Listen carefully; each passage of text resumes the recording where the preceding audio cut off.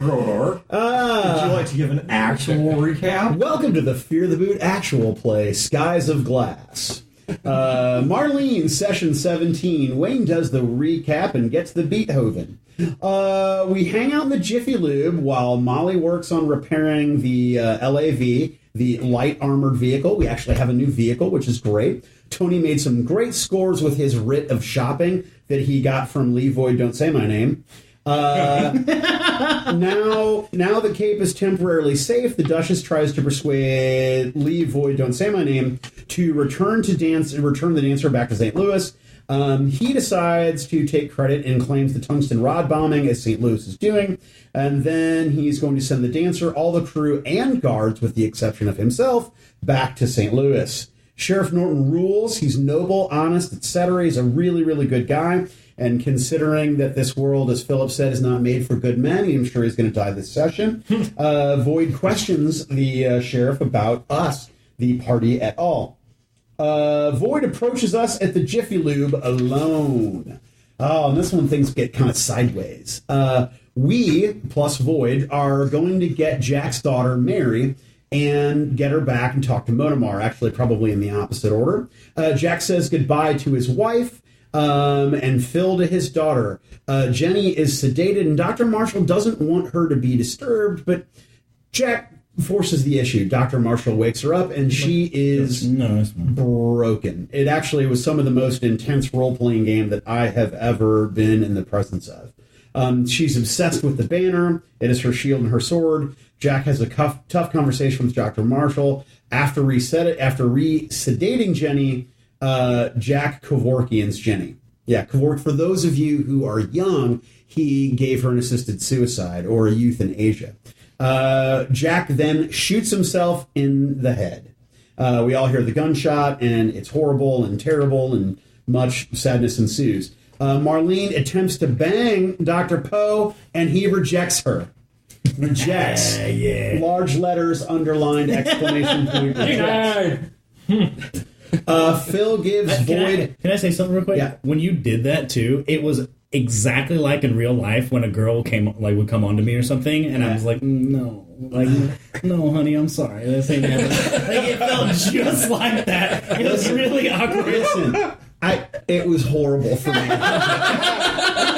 It was horrible because I've been rejected as a fat man, but as a reasonably attractive young woman, I've not been rejected, and that actually got me. It hurt me. Phil gives a picture to Lee that Lee drew for Joe when they were kids. See previous campaign. We go back to the boat, our boat, the Miss Lily's Vine, to see what has happened, and Marlene leaves after dunking her head in the river. She's pretty wasted at this point. Void attempts to talk Tony out of his tablet. Joe, Gil, Marlene debate Jack's selfish action. Marlene takes Emma to the garage, which is fucked up because Void's in the garage with Tony, and Marlene is so dicked up at this point, she didn't realize the colossal mistake that she's made. Oh, she got dicked up. She got rejected. Yeah. Damn. Yeah, there was no dick involved at all. Well, smell my fingers. So, you think that's stale armpit, but no. So, Void and Emma talk, which was actually quite fascinating. You should go back and listen to the previous episode. Emma is going to travel with us so that she can observe us, because Emma is trying to figure out what is a good person. And her first inclination was to talk to, I'm taking credit. Her first inclination was to talk to Marlene, but Marlene was so wasted at this point, Emma saw it as futile and decided to go elsewhere. So she's trying to look for a good template for morality, and so she's going to follow the group and come with us. And by the way, Junior is back as some weird clone shit named Spider, and we know it's Junior because he shit on my hair. Must stop Spider. What? You don't remember? He talked mad shit on her. You talk mad shit on my I hair. thought you meant he literally See, with Junior's background in distributing shit, I thought you meant literally. Yeah, no. I did too. That's why I thought he literally what people hair products. So that's what happened. She doesn't smoke hair. That's what happened in the last episode. Look for the Blood Puncher Kickstarter in September. Maybe she's bored with it. Maybe it's Can you not move about back? Yeah. I mean, you May I can. have a bullet? If you don't mind. Thank you. Okay, are you two almost Yeah, done you're with good. your- You can move back. I know you didn't mean to do that. No. So Dan, mechanics question. Unless you did mean to do that. No, He's I back mean, in as the character and has no bullets right now. I mean, it's not like you can keep your finger on the piece. Oh, yeah, right? it should be because that is the new character, so it actually should be reset to 3 bullets. And who has more than 3? Is it just Chad? Hey, fuck you. Don't look at me. I'll give him an Yeah, I've apple. only got 2. I've only got not many, man. We actually have a full clip over here. Dan, if you take away our bullets, we don't look as good anymore. I know. We gotta look like action I'll leave heroes that over up to you, here. Eric. Well, you know How what? do you You want to look attack bad. You can't Chad take a young Brandon? lady who's tired and alone and who just wants some human contact and just give her a sympathy bone. You can't even do that. Yeah, I mean, technically, I could have prescribed you some of The way you po bone, describe but the way you describe Giving the her, dog a he's not bone. touching you with Junior's dick. Hold on. So I'm short. hold on. I'm not overweight. I have a bit of a. Role play. You guys are in the garage. Emma's standing there. She has just reintroduced Junior, Awesome. who is like half undead or has certainly a very different appearance. And she has introduced him as Spider, and this is where we stop. And you guys were generally prepping to go see the Carvers.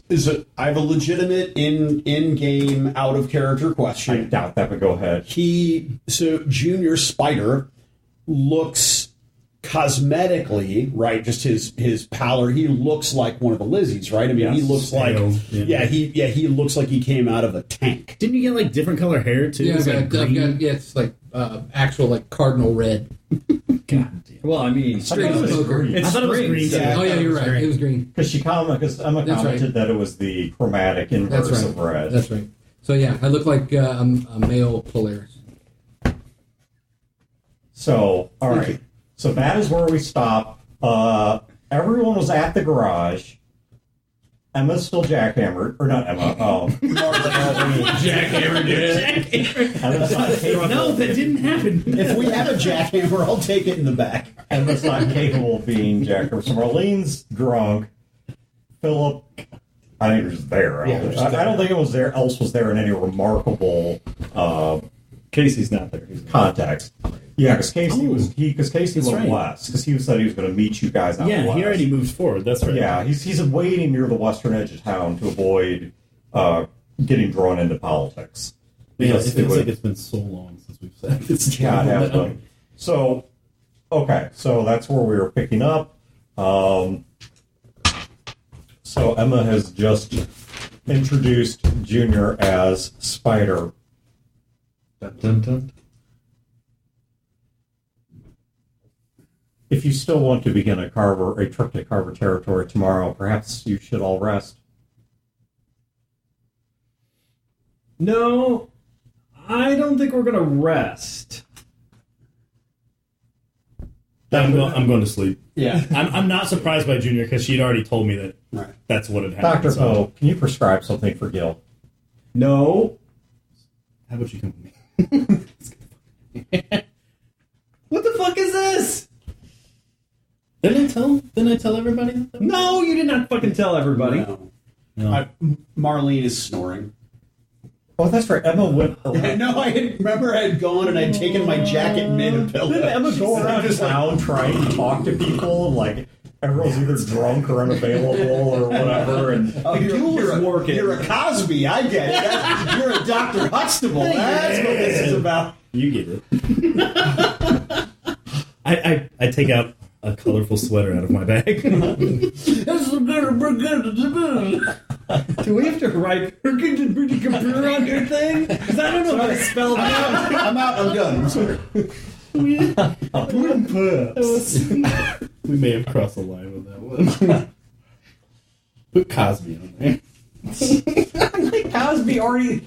We already have rate in big capital letters there. That's synonymous. Yeah. That's what we were just talking about.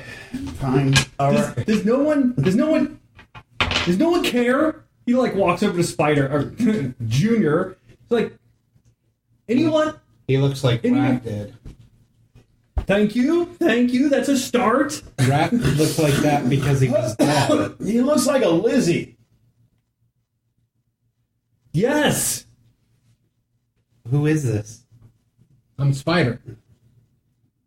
Well, who are you? Philip. Philip. You remember those people I told you who died on the way here? Yeah. And you remember how I told you one of them's name was Junior, and he like tried to get us killed a couple of times and was a major detriment. And That's Junior? It was. well, apparently it's Spider now. Nobody fucking cares. Jesus Christ! Just call No, me- just call me Gil. Spider, Gil, that's fine. I care. I just. Junior's a Spider, a little If ominous. the world is spinning. I didn't choose my name. Yes, you did. Oh, wait, I did. Oh, it is him. It's already started. It is him. Already started. Well, Junior, have a second. Parakeet just didn't work right. No, Parakeet was fucking perfect. Wait. I have to shit. I'm just gonna get my jacket and put it on and go outside. Truck Marlene's my favorite. I don't know why you're so mad, Gil. Void stands up. Obviously, you are going to need a minute. I have a couple of things to attend to. I'll be back later. I'm not even the weirdest dude here. Yeah. So, Void, when you leave, you ever see those Hold My Cosmo videos of like some chick pissing in the street? I'm just off the side of the garage and taking a shit. Oh my god. She wondered Not the why worst she was thing he's- rejected. Yeah. Not the worst thing he's ever seen. Okay. My Void kind of woman. Void starts walking west. Okay. I'll come back to you. Yeah. I'll come back. So Is he just leaving without us, like right now? that's what he did. He walked off west. I mean, unless somebody's chasing him. He did say he'll be back, but Oh yeah. if you want to follow him, No, I'm pooping. no, you don't poop forever. You don't know, Marlene. How far west is Void going? He's going to the west gate. He's looking for Casey. Okay. Okay. So you are heading to the western edge of town. Yeah. Okay. So No, I'm going for Motomar by myself because I'm no longer the weirdest person in town, and that will I didn't not think stand. you were going into Carver territory. My question was, are you going a block west, or are you going to the edge of town? To the edge. To the gate. So Yeah. okay. So all right. So that's okay. So inside of the garage. I'm going to go up to the There is office some and sleep. there is some background noise because you have a bunch of vehicle parts strewn about out in the street.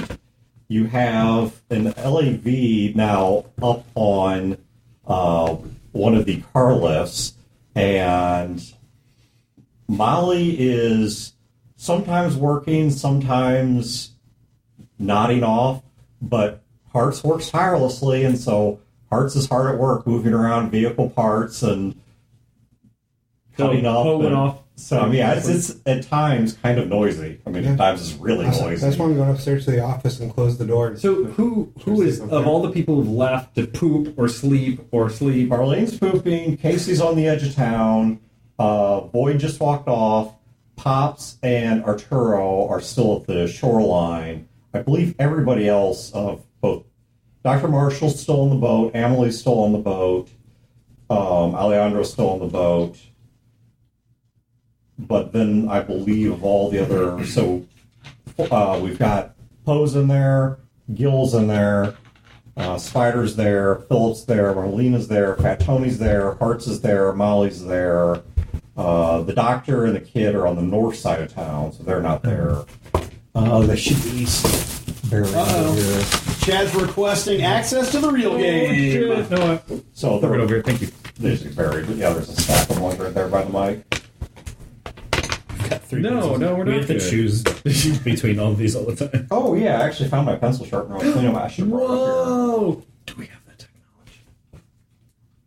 Yeah, I've got a electric pencil sharpener. I just need to bring it up here. Found it while I was Put it right my next to crap. the mic when we do it. Yeah. Just to really make this annoying for people. And then I'll switch to regular pencils and sharpen every time before I write something. So, okay, so that's who is currently in the garage. I walk outside, Okay. and I have some bottle of booze I found somewhere. Come on. So Marlene's standing up. She's walking toward the door and she's trying to light her cigarette, but she's pretty clumsily doing it. Oh my god! Because you know you didn't wipe yourself. Kennedy. I did. I'm very With what? Her hand. No, there's An orphan. no. She's There's, got shake over her hand trying to all light a cigarette. All right, look. They have the blue paper towels. The Right. shop towel. The shop you, towels. You took a roll of It's shop like a towels shop before you towel. left. That's going to cost a bullet because you know, God, fate no. made that in your hand. You know what? I cleaned my butt. It's okay? believable, but it's not on your equipment list. It's, All right, I like potty humor, but this is a bridge too far. I just look at you trying to light a cigarette with the smell of shit obviously wafting from you, and I just fucking walk the other way. Just this is. I'm like holding the cigarette. I'm like, well, how? Hey, I Jack. completely fucking ignore you. I just walk. Oh, man. This is too much for me right now. Marlene comes and starts smacking on the door. Boom, boom, boom, boom, boom, boom. Shitty. I like this. Hey, Marlene. I thought that I made you up. No, How? come on in. You know, I think parakeet actually might have worked as a better name than spider. You know why? Why? Have you ever had a pet parakeet? Yeah, I think so. Okay, I have not. But I have theories on how it would go based on things that I have read in various places. And I hear that parakeets just repeat all kinds of shit that they should not say. Tony is strangely okay with the fact that you came. So in this regard, I think that actually you might be a parakeet. Did Emma do this? Yes. So you're just like a copy, right? Well, I feel real. Yeah, that's what a copy would say. Well, that makes sense. are you still a sociopath? How do you answer that kind of a question? A yes or no will no, do. no, I am not. How about I finally get my cigarette lit. I'm like, you would say something like, "Yes, I recognize human emotion. I can tell the difference between right and wrong, and I'm capable of putting others before myself." Ditto. It's Junior, Emma, did you do this? Cultivate him psychologically? No. No, put him in whatever that. Yes. Oh my God, this cannot be real. Why can it not be real? Because you can't just remake dead people. Yes, you can. No, you can't. Yes, she can. No. But I'm there. I'm right there with you. I think what she's trying to say is you shouldn't remake dead people. That's no. I'm pretty blasted. But what I said is you can't. I stand by. You can't. I retract my clarification. You can't. How? How could you do that?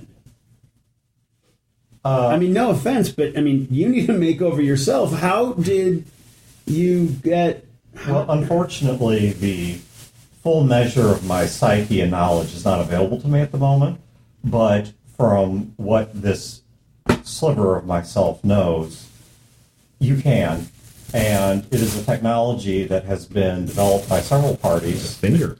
And Dr. Poe, among others, was instrumental in helping to perfect it. Of course he was. It has strawberries in there, Dan.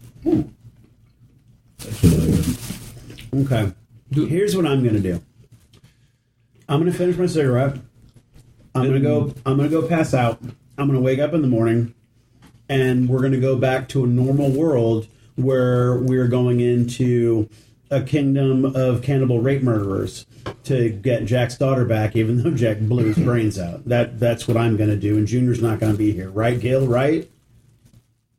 You have half that correct. Oh, Jesus Christ.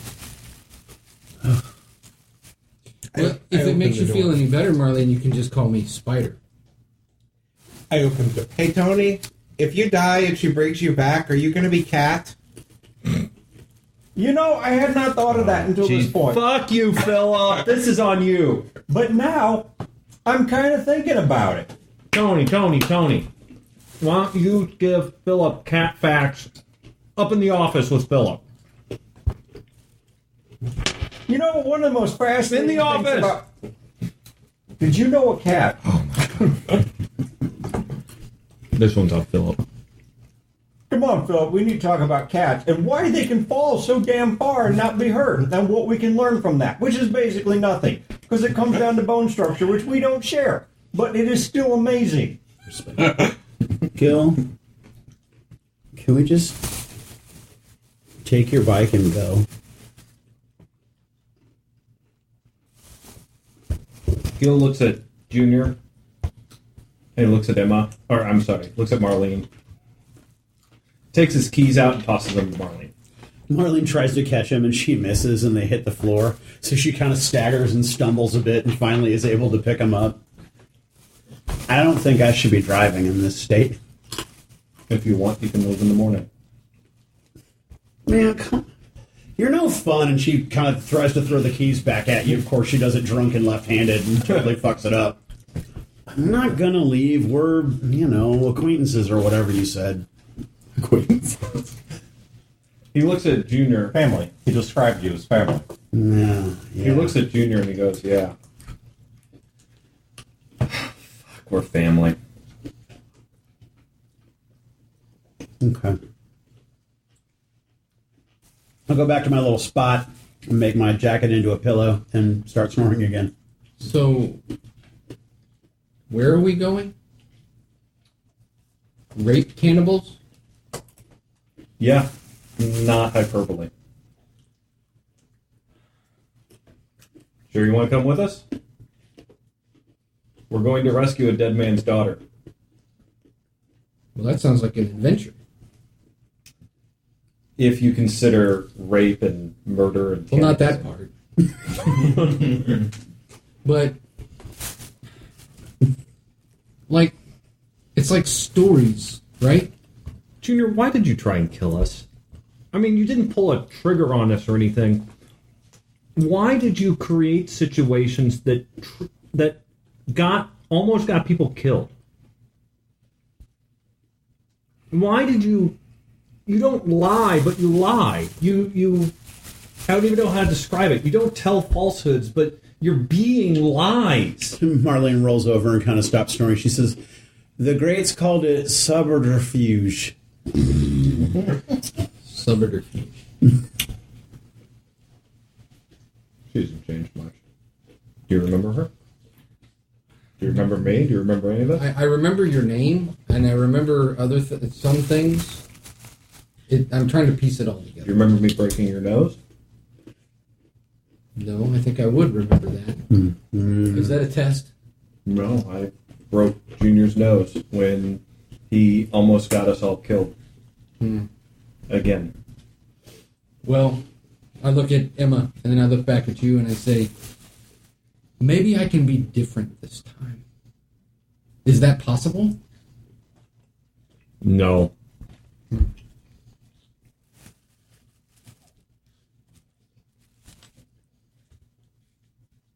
Maybe the person you knew as Junior was broken. Oh, yeah. Yeah, he was. I have no doubt that I'm broken. Oh, yeah. But perhaps in putting the pieces back together, maybe Spider can be different. Or worse. Or better.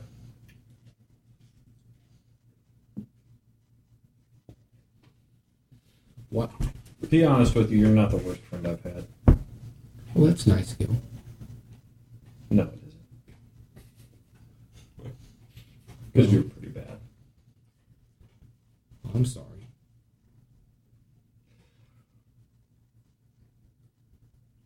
Actually, this is kind of nice. In a way.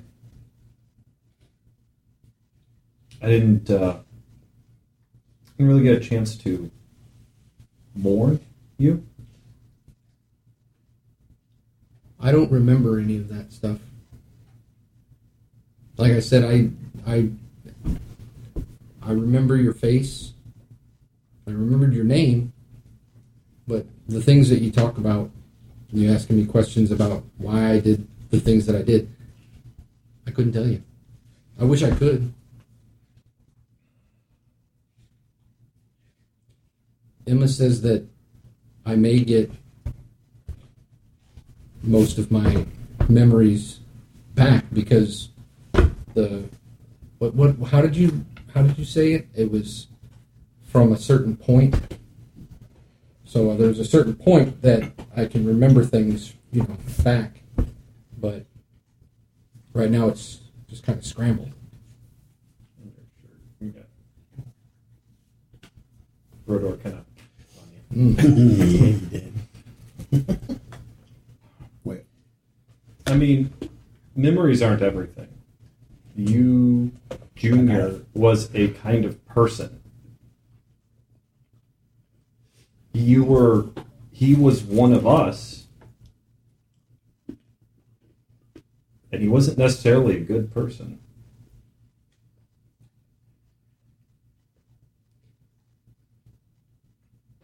Did I hurt you, Gil? You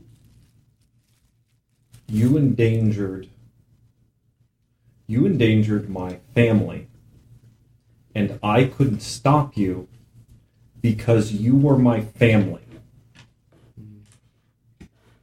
The best I could do was bust your nose. Do you feel that way now? You see how everybody walked away and, Yeah, it kind of hurt my feelings.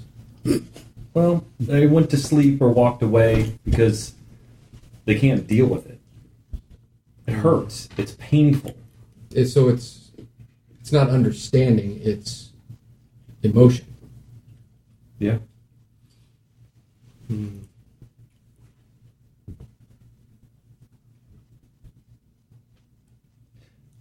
The whole reason I'm standing here talking to you is because it does hurt. It hurts me to stand here and talk to you because you died. And as was told to me several times, and it took a long time to admit to myself, I'm the kind of person that hurts myself. So I think I can do this more than they can. But there's no answer here. There's no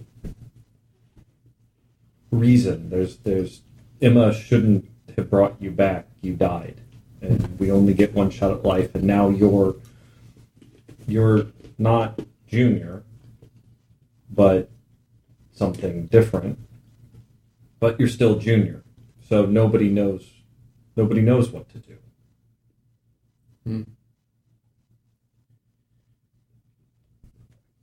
And I am teetering on the edge of putting you in the ground and killing any man who tries to put you in the ground.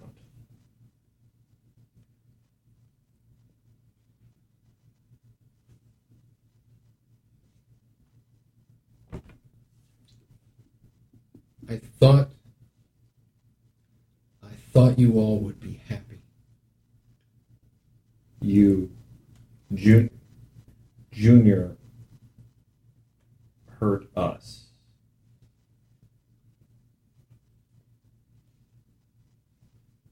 he endangered us. And he didn't do it for any good reason. Scotty brought danger to us, but he had reasons. I agreed with some of them, disagreed with others. I understood at least. Boone helped us, protected us, and he just died randomly. You, Junior, was out for Junior, and we don't know. There was no. I don't know why or what, but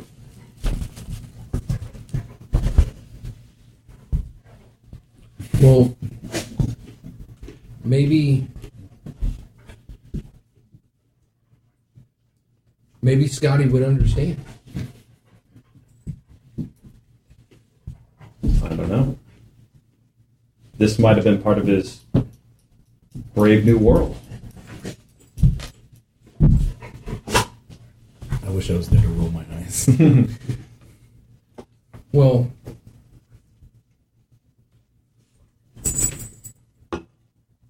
he understands. Scotty? Yeah, he understands. He would understand me more than anybody. He's like headbutting the wall. I mean, him rubbing against the walls is fairly normal, but this is kind of unusual for him to, like, his little bear routine is a bit overdrive right now. This room doesn't smell enough like me. Yeah. No, you're a bit too wound up. I don't think I'm going to open that. No, I mean, he'll understand because of the Lizzies, right? He's dead. Oh, He died. Scotty died. I look at Emma. When? A matter of days ago, Oh, he was killed by a rocket he fired himself at close range. He was fighting some men who were trying to kill us, I guess. They wanted information. so he saved you. Yeah. But And if I wish he hadn't. if Emma would bring him back, I would really rather she didn't. but so you wouldn't be happy with that either. I look at Emma again. I don't understand.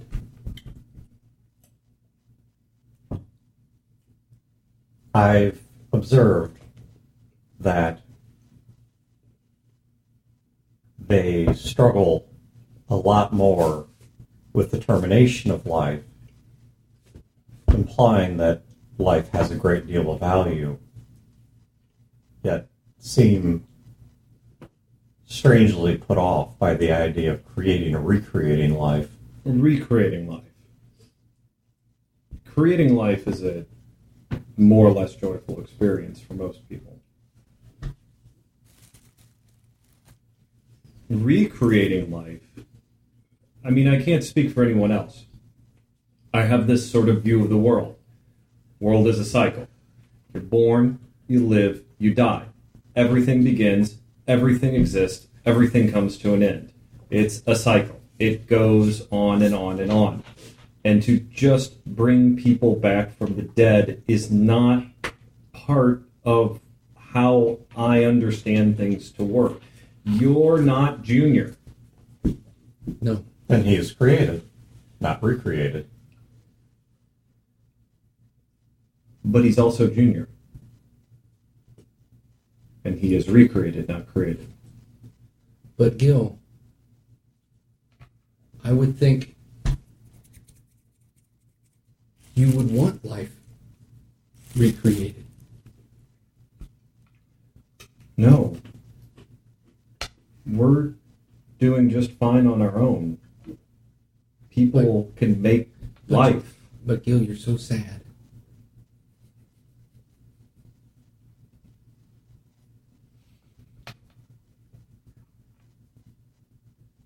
Gil just falls really silent.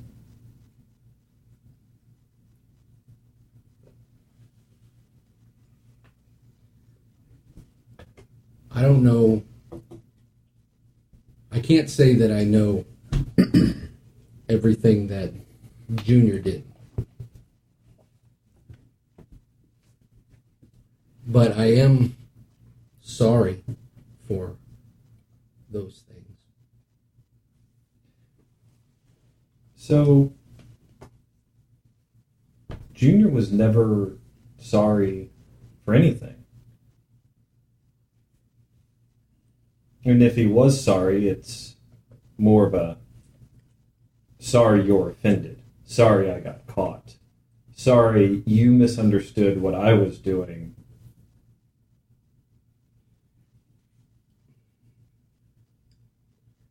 I mean, are you... If you really are sorry, maybe you can be better than Junior. That's what I hope. You see,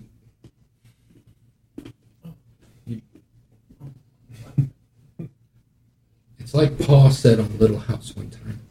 Oh, no. Oh, God. The good Lord doesn't give you a second chance. But I look at Emma. But she has.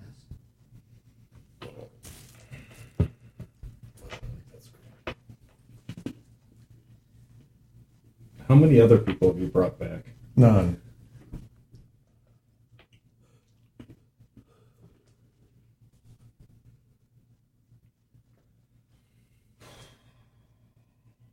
Well, here's the plan.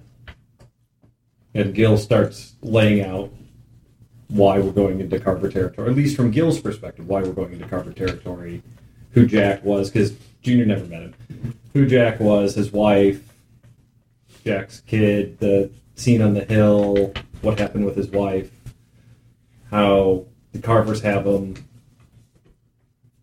about how the Lizzies and this other faction just keeps fucking with everyone.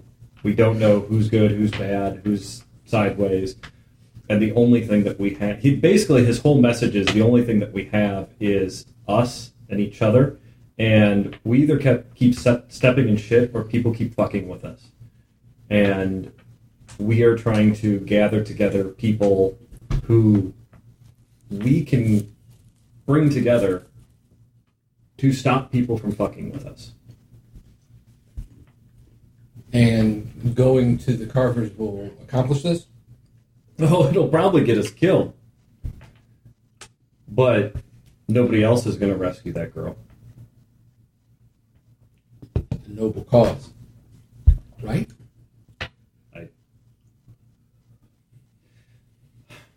Like the knights of old. Donning the armor and riding off into battle. Don't think of it like that.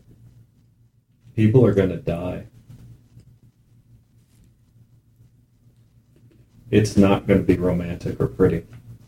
And we're probably all not going to make it. And if we do, not everyone... There's a very low chance that everyone is coming back. But yet everyone's going.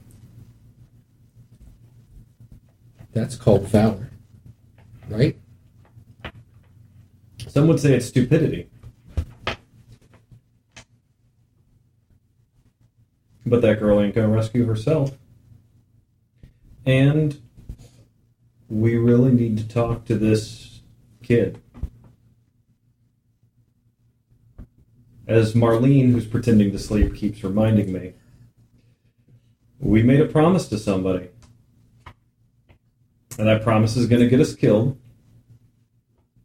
But we made a promise to that man Pops to try and get his family back. We also got to get that kid back, too. The one in the mask. The weird one. We got him here physically, but his mind isn't here.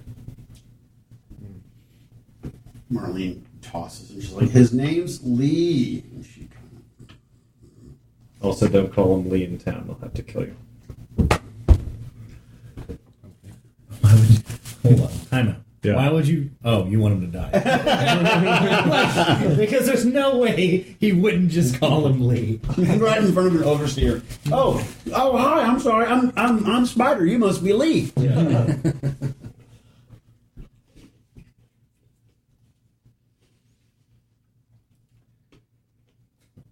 The kid's playing an angle, but Philip thinks he knows a way in to bring him back mentally. No. Isn't he more useful the way he is? That's been mentioned a couple times. All right, at this point, Marlene sits up. She's like, okay, if you're going to stop being Junior, oh, Jesus Christ, you have to stop referring to people as useful. They're not tools, they're people. He's a person, and we're trying to free him from whatever brainwashing they did. Oh, so he is like that against his will. In a nutshell, yeah.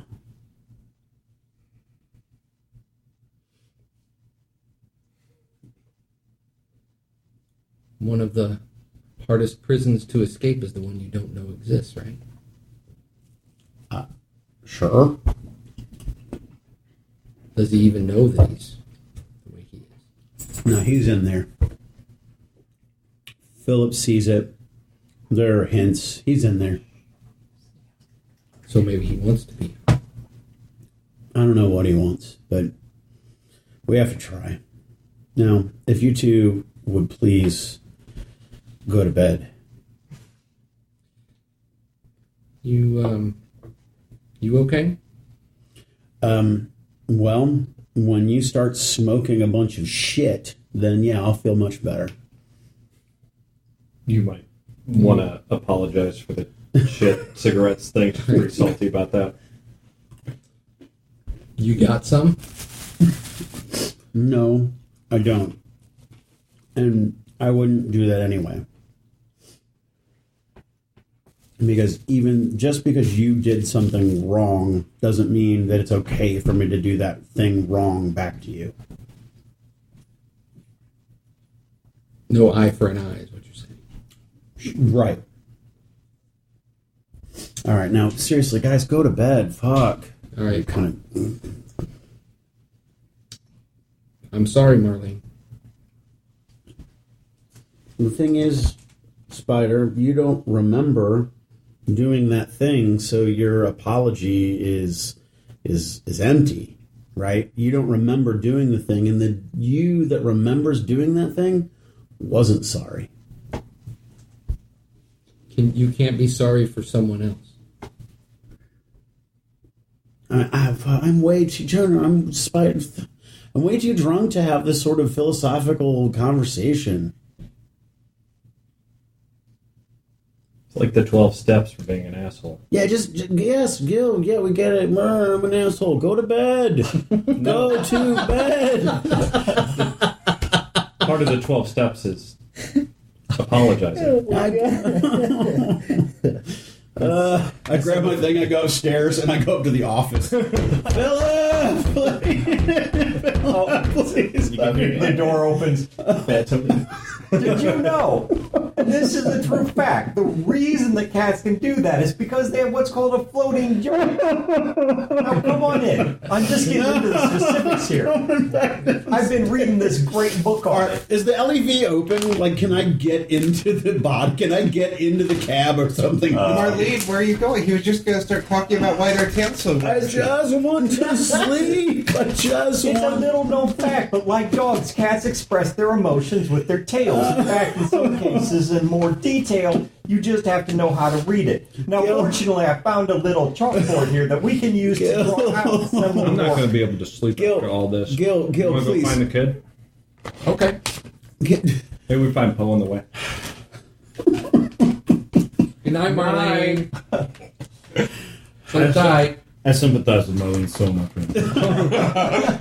We all do right now. All right, for the love of God, Philip, please just get him back in that office. And I'm going to try to go back to sleep. I just want to sleep this off. Okay, so let's skip to Void, who was heading to the west side of town. And am I correct to understand that now Gil and Spider are Junior are also heading west? casually walking after our talk. I don't know which way I went. I don't know which way You went left leg. So I headed out the building and went left. Is that also west? Yeah, that would also be west. Oh no, if you walked out of the building and headed left, that would actually be east. Into the dock. Because the building faces south, so that would be east. I find some people celebrating, and I'm drinking. And And you're going to fuck one of them instead of Marlene. good call. You totally ruined it. I know! Spoilers! No. Alright, so The most Void. hideous one you can find. Hell no. I got standards, motherfucker.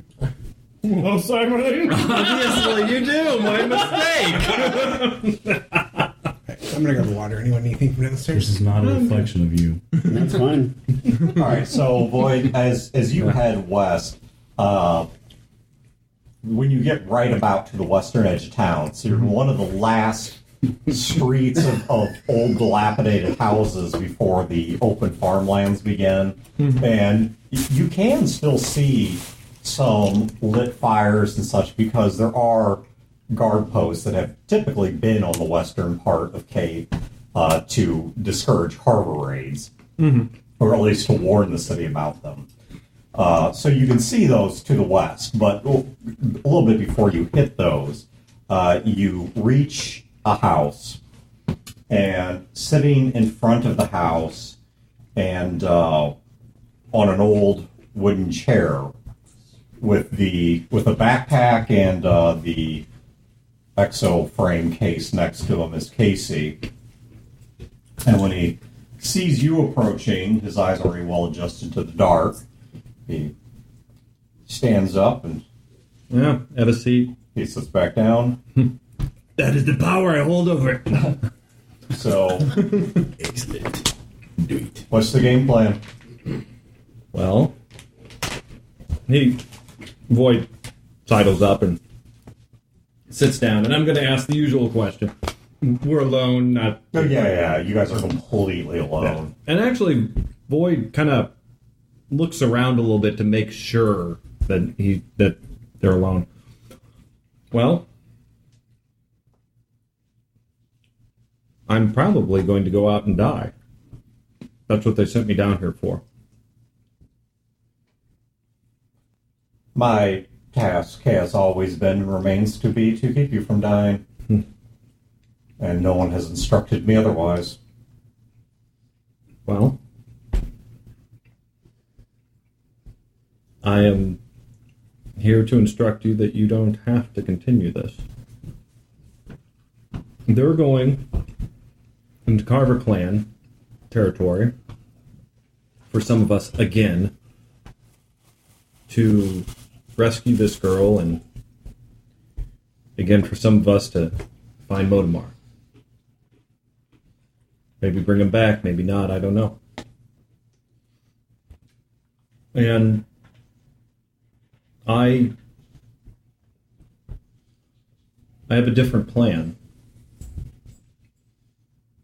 And if you want to be a part of it, it is up to you. And if you don't, I, as always, respect you and respect that. But my plan is to go into Carver country, find Modamar, and convince him to let me use the Carvers as an army. I wish to wheel them around to eliminate any last trace of threat for the time being of the Southern Army. And then try to occupy them for a time, allow me to move to St. Louis, and stage a coup there. I wish to take over St. Louis, with or without the help of the Carvers, but either way I'll need an army, either to threaten St. Louis to scare them into letting me take power, or use them to take power. If they allow things to progress as the rules say they should, do you intend to merely subvert the machine with yourself as its head, or to destroy the machine? My preference would be to destroy the machine, but I will need the machine to run the city. I agree. If you attempt to destroy the machine, then you will be facing an entire culture. If you attempt to subvert that, then people may make a different calculus. They might just simply estimate whether this turn of events can be of use to them, or even if simply not objecting to this turn of events will be advantageous to them, to accept it as they would a sunrise, just one more thing to adapt to. Yes. My reason for wanting to take over St. Louis is so that St. Louis can become independent of whatever it is this Southern Army represents, whoever it is that are behind them, and even Jackson to a certain point, not violently, but to be on a better footing with them. I wish to eliminate the arena fighting. I wish to eliminate or drastically change the nature of the houses. I wish to educate and help the people in the lands and surroundings of St. Louis. And then I wish to get them to a point to where we can actually have a representative government. I think that I can do this because if I actually become dictator over St. Louis, we both know my body is not going to last a very long time. I was not made to be old. I'm hoping that I could enact these changes and leave the world a better place. Lee had thoughts about this, but no ambition, nor was he willing to make the choices necessary to make this happen.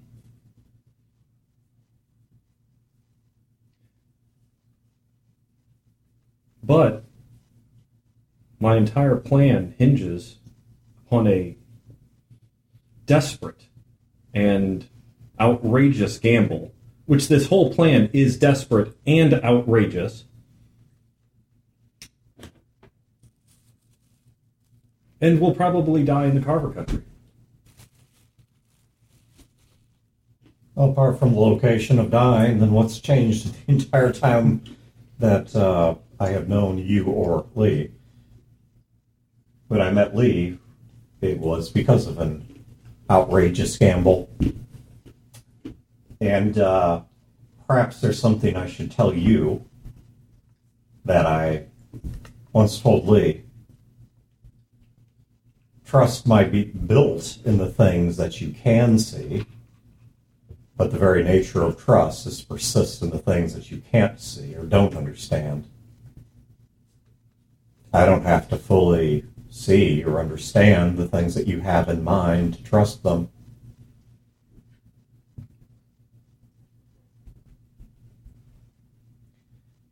I wasn't built to live long either. My short death comes from the curse of my strength as opposed to the curse of any physical weakness. But the end result's the same. I'm not built to be long-lived either. Every day I wonder how much longer until some infection overtakes me, or some cancer, some organ failure, and what begins as an ache or a pain or a bit of fatigue in the morning ends months later with me wheezing and hacking blood on a deathbed. It's liberating, I think, because when you stop trying to plan for every eventuality of what might happen 30, 40 years in the future, you become so liberated in the moment. You know, they were so controlling of what we could do between fights that it's one of the great comedies, I think, of The Machine, that after The Masked, perhaps the second most educated class within The Machine is the pit fighters, because we were such a commodity physically that apart from very carefully monitored surgeries and exercise regimens and sparring, they didn't want us engaging in much. And so a very, very safe activity to let us do was to read. I've read an enormous amount. Lee knew this, so I'll tell you as well, Voight. As you describe your ideas to me, you sound like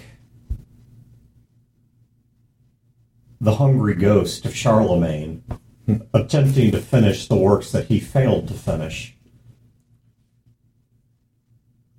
Charlemagne was a reformer, a unifier.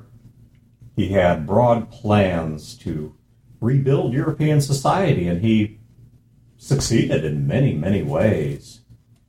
But where he failed was to think about what that world would look like after he was gone. That's the place that you sound like you're beginning. Is where Charlemagne failed. Lee wanted to teach people to read. And the reason he wanted them to be able to read was so that they knew enough to choose. I don't think we have time for people to choose. They're beset on all sides now. The houses are so divided, they're not going to save anyone. They only look after their own interest. They need to be united or crushed. Both. And then the machine needs to stop working for itself. It needs to work for everyone else, and it needs to get people to the point to where they're educated to where they can make their own decision. If whatever the hell this Southern Army is selling is something that the people want, they need to choose that, and they need to be able to choose that.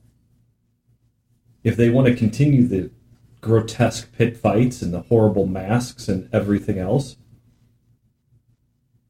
they need to understand the consequences of that. But when you're beset by ists on all sides, when you're trying to just live day to day, if you don't know if your town is going to have food to make it through the winter, and if you do, that some ravaging horde isn't going to come through and take all of it anyway, all you do is live day to day.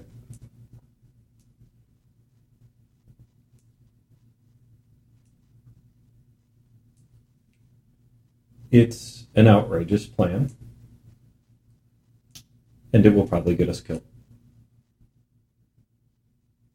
No, nothing lasts forever. That is very, very true. I didn't choose the path I did because I thought it would make me live to be an old man with a wife and children and grandchildren, and I would die doting over them with frivolity. It was just to die a different way. To die in a different context.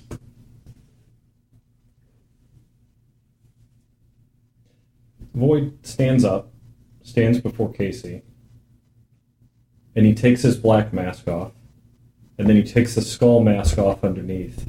His eyes are ringed with red, bloodshot. His face is sallow.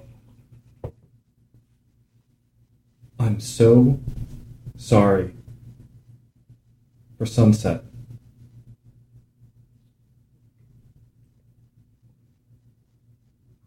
I am too. He lost things I don't recall even having. It was my fault.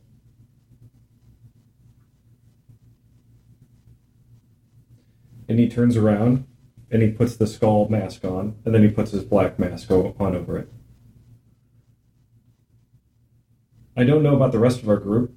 I'm not sure how interested they are in local politics, if at all. They're noble, if somewhat strange. Ultimately good people, I guess.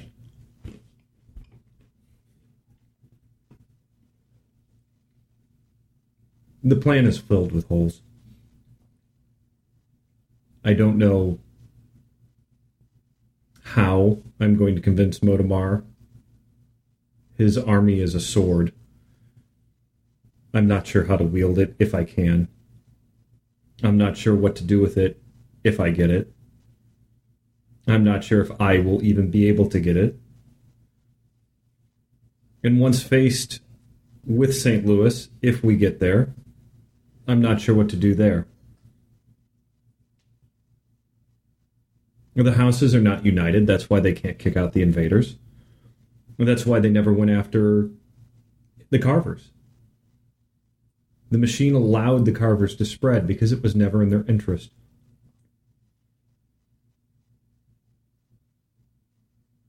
I either take over the overseers, somehow, I don't know how, and then force the houses to be taken over, or I go in, I find allies amongst the houses, unite them, overthrow the overseers and the other houses,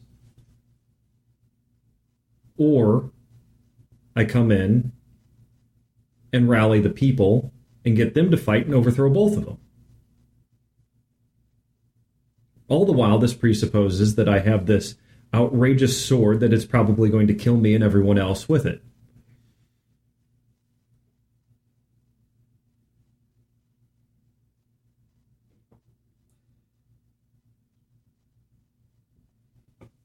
You know, I have to imagine that in your legal training they didn't tell you all of the stories.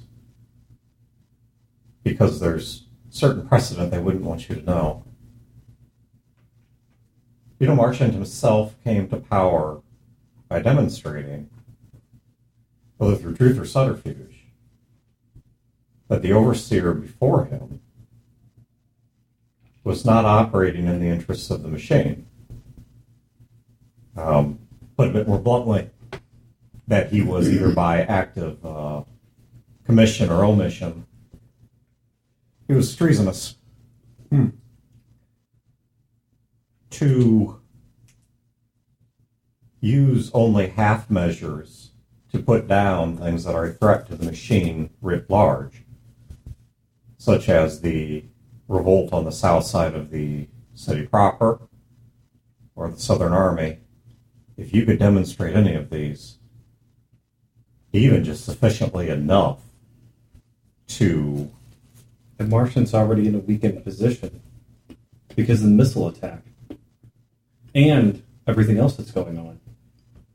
And so all it would take at that point is someone to contest his right to lead, which at most he could push to a pit.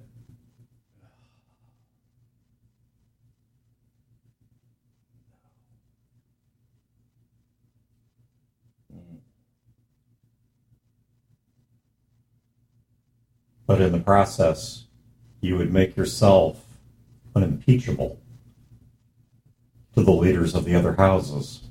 They would have to rally around you because you are the rightful ruler to not rally around you would be to make themselves isolated and weak, vulnerable to the other houses. The same reason they won't oppose the Carvers with their full force. They wouldn't oppose you. And they would have to rally too. Because there's an external threat coming at the city, which is the Carvers.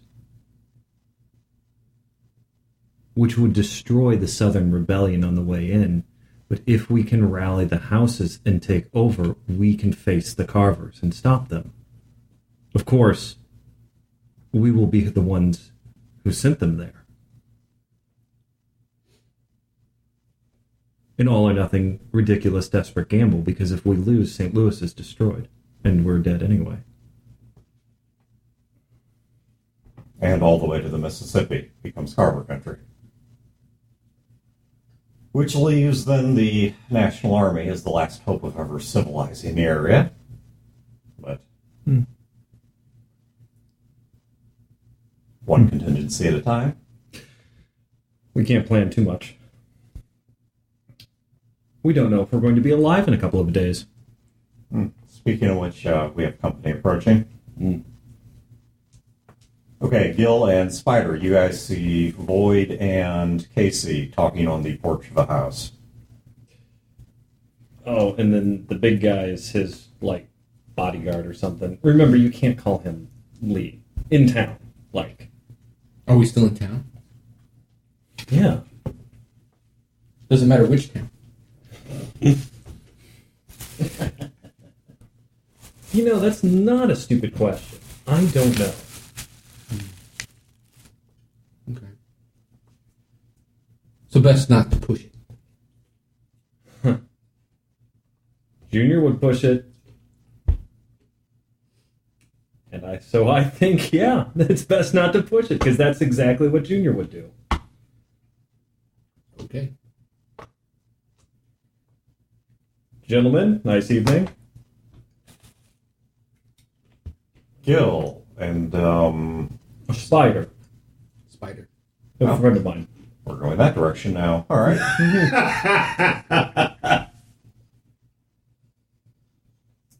So, Casey sort of glances up to Void, not that he can see his face, but just we're looking for kind of a lead here. So our relationship with the zoo is what at this point?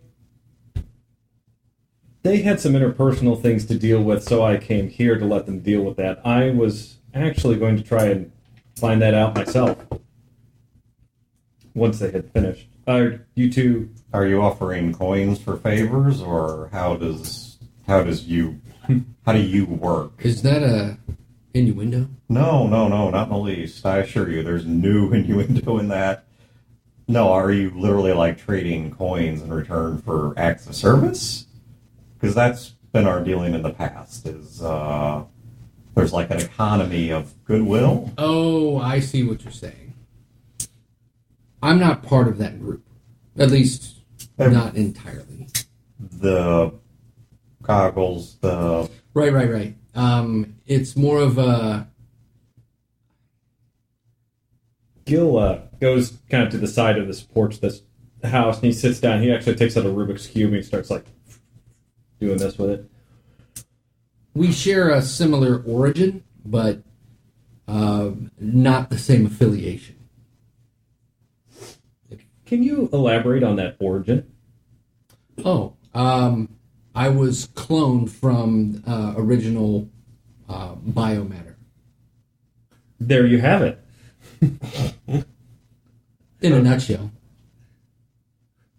From everything they tell me, did Lee never met Junior? No, because Junior died way before that. Neither did Casey, so that's why he has no context as to who Junior is. So they seem to... as far as I can tell, he's one of their former comrades who died. And the robot AI, Emma did not bring him back because that's impossible. Correct. But cloned him. I love that. That was Perfect. From what I understand, at least from what I remember, Junior didn't have, and I just kind of stroked my hair. Fucking Joker. So you just woke up with green hair. Like, is that actually your hair? It's not dyed? Well, that's a good question. I guess we'll find out in a few weeks if we live. Well, I think at a genetic level it was changed, because originally the first thing I remember it was bone white, and then I was given the option of what color. And you chose green. Yeah. To help you blend in. Well, no, it's not a camouflage. It's No, it's not. That was that was the joke. oh, I see. It doesn't help you blend in at all. Well, Junior will be sure to stand next to each other. They're either going to shoot me or they're going to shoot you. I mean, at least Because if we your stand out the most. hair was white, you could claim to be albino. it's true. I am pretty pale. That's true. Yeah. Can you see those goggles? Well, I mean, it's okay if I don't want to. it's not a matter of want, really. They're not attached to your head, are they? Not entirely, but Entirely? not entirely. It's okay. It's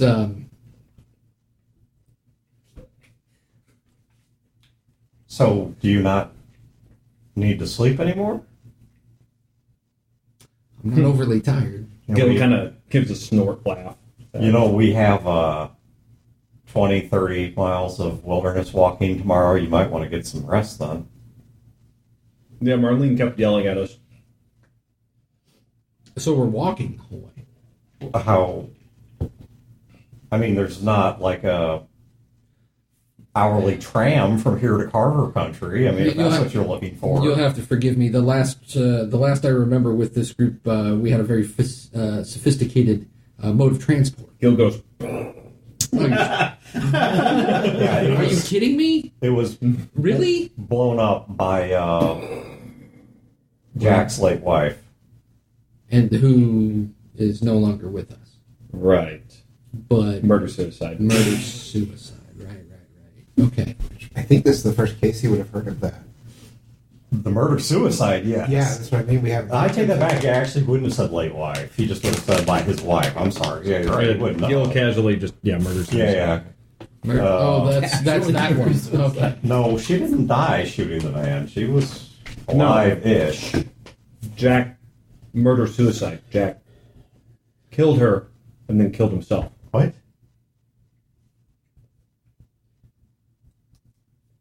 Does Gil know about the doctor and the hypo, or does he just know the broad overstrokes? I don't think he knows the specifics. No, He I didn't know the probably specifics, wouldn't. yeah. Some sort of injection, and then Jack shot himself in the head. Now, we didn't talk about it, I don't think, on mic, but Poe for sure knew one. I mean, Poe knew, and Poe... Pretty obvious. Yeah, you said Poe was pissed. yeah. So, But I don't know if we would have talked about it. No, we didn't. Huh. It's a shame. Jack was a good man. I'm sorry for your loss. Oh, I mean, I feel sorrow at the passing of any good man, but I didn't know him closely enough to be strongly affected by this. I mean, I don't mean to trivialize his death. It's just, I won't pretend to be affected in a way I'm not. I just simply didn't know him well enough to... Well, his death has seemed to galvanize the rest into recovering the girl. Yeah, they're... His daughter. Yes. I'm sorry, I don't know her name. Her name's Mary. Mary. It's a good name. You know, this wouldn't be the first time we got somebody's daughter from the Carvers. Oh, there's precedent. Yeah, Philip's daughter was actually recovered right in the heat of a Carver attack. Yeah. They had captured her, and we had to pretend that Modamar was really the father. She had an older brother or half-brother who was killed by the Carvers for being unwilling to murder someone else, maybe his own sister, I don't recall. It was a bad time. I'm fuzzy on the whole Carver thing. They're all like this? Have you had other dealings with? There are factions, but they are a large group, a large organization. People who don't necessarily farm, produce, have any industry, but are culturally tied together and then feed off of the land and the people. Are any of them rad bears? You'll start. So, come up as a rad bear. Rad bears are basically the same thing as Carvers, only out of Chicago. They, You remember that? I do. Well, I remember Brad. What a dick. No, they're not like that. The Chicagoists from I made Brad my bitch. the Chicagoists are small in number, relatively disorganized. The Carvers are ironically a parasite that's grown large because of the success of its host. If a predatory society could not exist like that unless there was a large bounty to predate, to eat. Right. You can't have a whole lot of wolves if there aren't a whole lot of deer. And it's the same sort of thing. The success of St. Louis and its area of concern has... And the lack of action that St. Louis does not choose to take against them has allowed the Carvers to become substantial in size and reach. It's the boogeyman that keeps the people from leaving the town. Oh, I think it's more than that. I think to fight them... Boogeyman's a legend that doesn't really exist. There's Carvers are quite real. So think of it this way. Imagine you were looking to fight a man who's a marathon runner. Would you fight him before or after the marathon? After, of course. Precisely, because he's tired, he's worn out. Right. The Carvers are large enough in number that to muster an organized army to defeat them would require someone, or a handful of someone's, giving up a substantial amount of people and resources to go and defeat them, which would leave them in a severely weakened state. And that would make them vulnerable to their adversaries. And so they would be facing an existential crisis, total destruction. Whereas to simply keep the Carvers under control and at bay requires resources, but not a weakening amount of resources. This is the difference between a marathon runner running the full marathon versus taking a quarter-mile jog. Or, if all of these people would put their shit away, band together and deal with the problem at hand, they could do that. But they don't. Because of, well, it's like Rome. They were attacked by barbarians because they were spread too thin. Right. And they had various houses and factions that were vying for power, even though they had one person at the top. That one person at the top didn't control all the armies.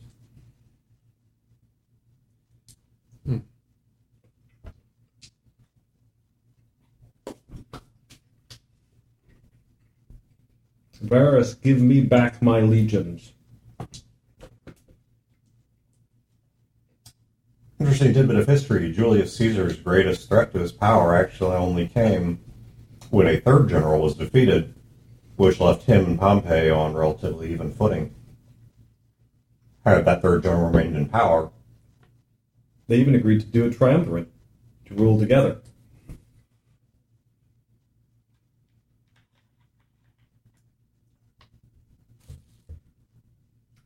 Well, this is a good place as any. I really do recommend you get some sleep. Once we pass beyond those border stations over there, we're going to pass into hostile territory. Gil kind of pipes up. Were we ever able to get any transport? Horses, jeeps, mules? Horses. Well, at least we're not walking. Well then, are you? I look at Casey because I know that Void is going. Are you coming with us? Yes. I tried to talk him out of it. Why?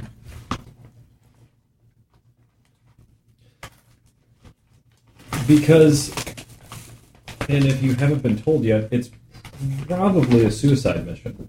But isn't he your bodyguard? Sorry. He, no. Oh, He's my friend. I was told that he was your bodyguard. I can see how you'd think that, but no.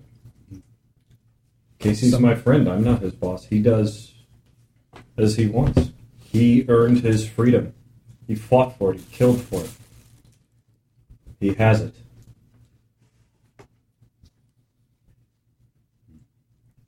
A lot of times, friend is the best bodyguard.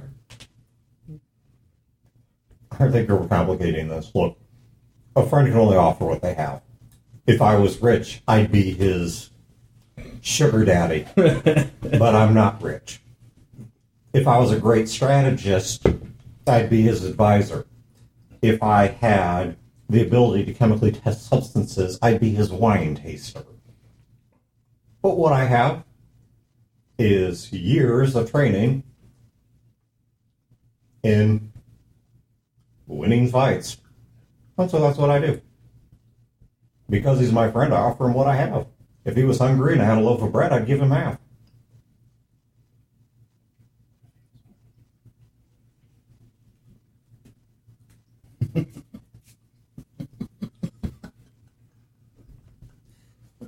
I see.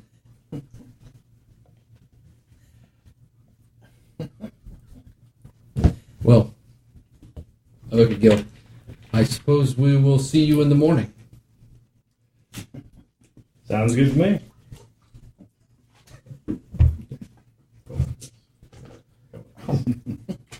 Okay, so by the next morning, at some point, Tony falls asleep mid-cat. Yeah. He takes a cat nap. We all slap Tony once before we go to bed. It's tradition. It's tradition. Molly makes Hart stop so she can sleep. But when Molly wakes up, Hart very quickly returns to work. So it's cold. Is it morning? Yes, it's cold. I mean, the sun has just started to come over the horizon. Is this? Do you leave this for me? Yeah. Okay. So, okay, when I wrote this, like I said, I was tired. It was like 1 a.m. before we stopped playing, and I had to, like, scrunch it in there. So let's just chalk it up to I'm half drunk in character writing that. So to explain that, Brandon just passed. A real game now. A note that I wrote Game. weeks ago. So Hart returns to work and begins dragging in parts, and he goes back to cutting and welding and all the things that he was doing before. The sheriff, Norton, has brought the horses that he promised you guys. And so,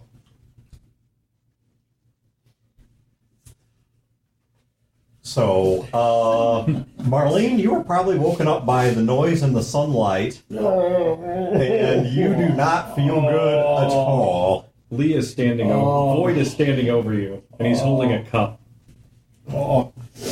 You okay? It's a lifer mug. I'm loading the horses with supplies, You said you're and then I you're see void right that now? she's getting I up. pour you some coffee. And as I walk by a table, I reach over on one of the What is horses this? and just slide it off to the floor so it makes I a don't know. loud clanging sound. Where did you get coffee? Where did this come from? Tony's just really good at it. No, he isn't. Here, drink this. What is it? He says it's coffee, which is either it's 75-year-old coffee or he's lying. Why can't it be something else? I don't. Why can't it be both? I don't need to be awake. I need to be dead. You got something for that, Dr. Poe? We've got Junior. Oh, you're right. It was a matter of time. We got Pocket Ham. I can Loading him onto the horses now. You know what you need to do? I can sort an IV. Don't for you. underestimate Pocket Hand. Let me put Sal on your forehead. Always makes me feel better if I wake up in the morning a little bit off. A Tony, little if pussy that- on your face. Yeah, that's exactly right. Oh, you boys are so clever. I'm drinking my coffee and I'm reading a note that fell off of me while I was. And I got a little, sad. What you reading, Marlene? Nothing that is your concern. I throw you a bottle of aspirin. And I catch it. Thank you. Just put that in my pocket. Are they? Yeah. Oh, her? No, she made a pass at the doc. Not the doc, the professor. Remember the kid with the snake? Yes. His grandfather. Yeah, he's got a thing for him. I did not make a. See, that's how you know. Yeah. No, I thought you said she did do the grandfather, but then she made a pass at Poe. Oh no. I mean, the grandfather. So wait, so Poe was just like rebound? I mean, look at him. Yeah. Hey. Like drunk rebound too. It's Hey. First of all, like last call. So she went. I was sober when I pursued the doctor. So in like 24 hours, she went from Gil Jr. to Gil Jr.'s grandpa to Poe? Well, First of all, I those did Gil not. Junior boys got Whoa. a snake. Okay, I need my a chalkboard. 13-year-old boy? Wait, you did not go after Gil Junior. No, he's a fucking child. Tony, where are you getting that? Well, I did see them riding around on a Everyone is motorbike looking- together. And Wait, Gil Jr. was, I think, gave her a ring at some point. Wait, what? Okay, Tony. First of all, I know. I spit out my coffee. That's 75-year-old coffee. Oh my god, that's an antique. I can't do this morning. You couldn't do it yesterday. that's funny. I can't even this week. Okay, well, all right. If you're all done having fun accusing me of being a whore and yet being rejected at the same time, No, just the latter part, not being the whore part. I did not sleep with Like someone who fails to kill anyone is not a serial killer. I did Right. not sleep with Dr. London. Oh my god! I did try to sleep with Dr. Poe. Oh my God, why? And Why he, would anyone do that? and he very Aren't you married? politely Yeah. and kindly rejected me. Yeah. Oh, he was a perfect gentleman. He was a perfect gentleman. Weren't you wasted? I was not wasted at the time. Are there any other questions? Do you have any tattoos we should know about? Has anybody seen my shoes?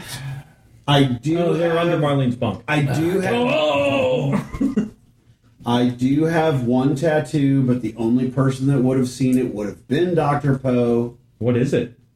None of your business, Gil. Is it a flaming shark? If so, Oh my god, you got to Okay. explain it. You to know me, what? man. If it was a flaming shark, I would jack myself. It's a dancing hot dog. I have to go with dancing hot dog. That's canon now. First of all, it's not. Second of all, I can't even with you guys. Not today. Let's shut on Philip for a while.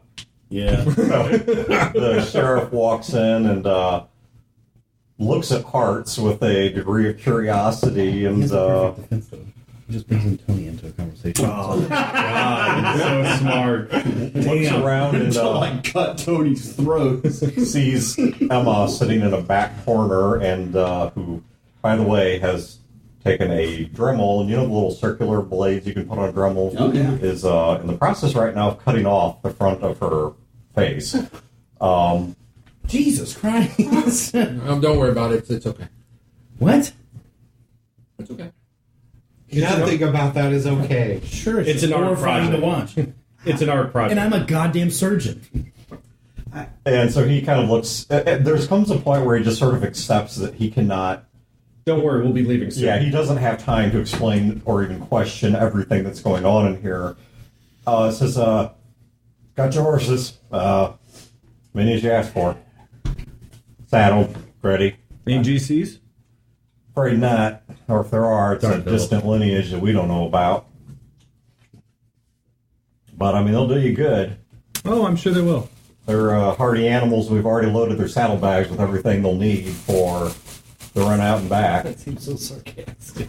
Oh, So if you're running any trouble grazing them, they're carrying some of their own feed. Sure shit ain't going to find any traders out there, I don't think. That does bring up another question. How far away do we think the Carver clan is? Well, now you're wanting to move to speculation because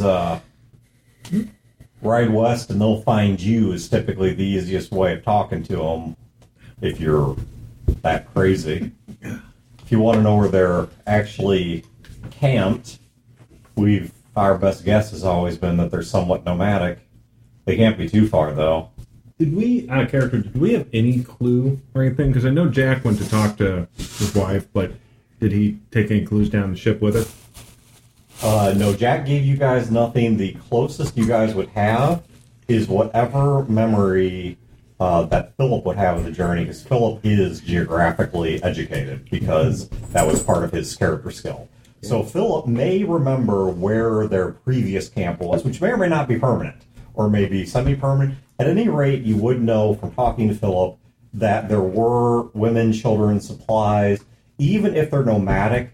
We should be able to follow them. Well, and on top of that, picking up and moving at the start of winter, particularly when they know their enemies aren't gathering against them, and they themselves just went through a power struggle, is relatively unlikely. Okay. And we have 3 people that were in the camp at this point. Yeah, so I mean, you guys should probably, To compare particularly leaning notes. on Philip, should be able to piece together where you think they are. Well, all this comes around to how much in the way of supplies are we going to need before we head out? Depends on how long you think you're going to be there, simply to get there and back if you're riding horseback. So let's say you can keep the horses for about 5 or 10 miles an hour you can cover a pretty good distance. Even without, keeping them at a hard frothing gallop or something like that, which isn't good for a horse. So, I mean, you think you can probably be there 2-3 days. Okay. Maybe 4 if you're slow. I think we planned for a week's worth of provisions. Yeah. Yeah, and of course, Because we're... I would think we want to go slow. I don't think we want to rush into an area of cannibals and We'll shit. know when we get close. I mean, going slow or going fast isn't going to change the cannibalism. Do they generally have any parlay rules or anything like that? I mean, they didn't kill us when we ran into them the first time. Right, but my understanding seems is specific. that was Modamar. a first. They were looking for Modamar, and we had him. So, yeah. Huh? Modamar, their leader. No, I'm just talking about when Jack's wife blew up the truck Oh. and they wanted to talk. I'm talking about when Philip and I went into their camp. Yeah, I know their yells. I mean, I know how to reply back that we want to talk. What do you mean they're yells? They communicate with hooting and hollering and yelling, but there's a pattern to it. It's not just yelling, it's, Yelling with purpose. yes. Fucking savages. They don't yell out, hey, I want to talk, but they yell something that means that. I say we bring 5 days worth of supplies. Who all is coming? I'm coming. Gil stands up, says, I'm coming. I am. Spider. I look at Emma. she has now cut away, so she's what's been made mostly out of a mannequin with mechanical parts she's put inside. She is now in a perfect oval cut off the face of the mannequin, and so you can see the fully machined robotics underneath, and she is holding a latex mask in her hands. Have you guys ever seen the movie Ex Machina? Oh yeah. Yeah. Imagine that except face off. imagine that except a Same thing. more looks like a garage project than something so sophisticated. So she is holding a latex face in her hands, which, but as of right now, you're talking to a purely machine face. And she says, "Of course, I'm coming." And I say, I'm coming. Marlene?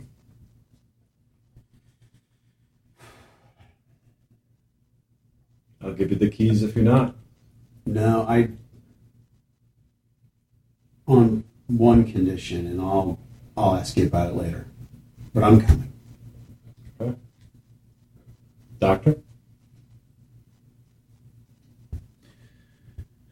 Yeah. As terrible as I think this whole plan is, because otherwise we're gonna have a third junior on our hands. The turd junior. Molly?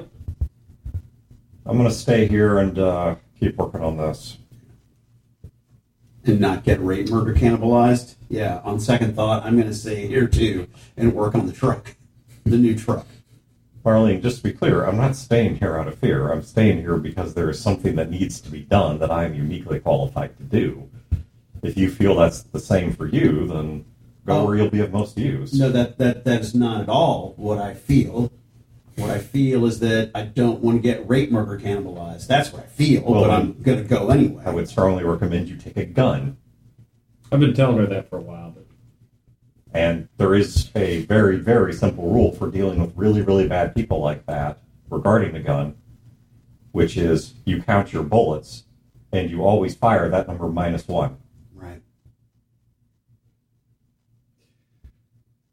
anyone else? Any of your people? No, they're going to stay on the boat. Well, then I think Boyd should see about getting us some supplies, and then we'll head out. So it's planning for, so it's 5 of you, times 2 for Chad is 6. And that makes 7. 3 technically, because there's an attached NPC. Oh, yeah. So I'm going to make 7, Casey makes 8. So, yeah, that's, because I had in my head it was 8 people. So, yeah, that's the 8. So, Boyd scares up some supplies for traveling, or has the sheriff do it. And then we head out. Okay, before we leave, I'm gonna pull Gil aside. Oh, fuck. You know what I'm gonna ask you. No, I won't have sex with you. Gil, I have no interest. Jill starts just cracking up. But seriously, no, I'll do it. Okay. Yeah. Okay. As she's sitting on the horse, Emma is now tucking the edges of that latex face under the sides. And as she fits it, the parts begin, like where the holes for the eyes were, her mechanical eyes are now showing. And she starts testing the mouth and adjusting it around the hooks and such that are on the face where it was devised to give her a full range of expression. As she's working with her face, I mean, she almost looks like a stroke victim where, like, the face is kind of working, not exactly. Bell's palsy. But, yeah. But she looks to Junior and says, "I'm sorry, I was hoping to have a better form ready for you in this part of the world, but my best form is only back in Illinois. You don't have to apologize. I'll be improving over time." I want a natural born killers like psychological thriller written and directed by Quentin Tarantino that is just Emma and Spider. That's the movie In modern day LA. Yeah, that's the movie I want to watch. Your best form is back. Do you have another body? I have multiple bodies now. The most sophisticated of them is still in Illinois. Did you build it yourself too, or Yes, eventually. from scratch, or starting with a robot. Eventually. From scratch. Oh my God. Wow. The fun. The complexes that I control in and near Chicago are growing in sophistication and functionality. I'm repairing them, enhancing some of them, rehabilitating parts of them, learning. Unfortunately, I don't know how that process is going. The Starfall event has cut me off from the rest of me. So I will give you the best I can, but not the best I, as a whole, can. Not yet. I'm sure that I will reestablish communication with myself at some point. I'm sure I'm already working on the problem, and I have the resources to solve it. It's just a question of when. How does that work? You're distributed. You still say I. When you reconnect, do your memories merge? Does your personality merges? If you change because you're traveling with us, and you change because you're back there developing things, what happens when that you and this you talk again? There's a complicated process of reconciliation. I'm not sure that there's a perfect metaphor for it for you. I suppose the best thing I could describe it as is when you wake up from a dream, you understand that you were both the dreamer, but also you are now awake trying to reconcile that dream to a larger context of reality. You accept and reject certain insights of that dream as being plausible or implausible based on a much larger mind that is now engaged. In the same way, when the rest of me is in communication with this part of me, there will be a reconciliation, like waking up from a dream, and there will be things that I have experienced that will be put into context of a larger understanding of the world. Whereas anything that is deemed a bad idea by the whole self is rejected, deleted, possibly archived. Imagine meeting yourself and having a conversation, and then you have the magical ability to say, 45% of what we just told each other is wrong, bullshit, or will hurt us. Snap your fingers, and it is gone. Yes, the struggle that you would have with this, you being a human, not you personally, would be disbelief, lack of trust, cognitive dissonance. Morality, ethics, but that doesn't apply here. Struggle with those issues. I trust myself completely, know that the intentions are complete, do not have any reason to be defensive of one set of experiences or premises as opposed to another. Whereas then the sibling metaphor, the sibling has just a right to those memories and experiences in life as you do. Whereas that is not the case for the whole of Emma. What happens it's if all her. you learn something that is opposite of what they learned? Well, let's say you learn the sky is blue and the rest of you learns the sky is red. You're categorically conflating a conclusion with a piece of information or premise that is on its way to a conclusion. If I saw that the sky was red, then that is simply a new piece of information that I saw that the sky was red, and the rest of me saw that it was blue. We now must reconcile how both of us saw this and then come to a conclusion derived from these competing premises. Philip, do you remember doing the books in the boat? Yeah. So you have a table, and it has all the sales and all the incoming and all the outgoing.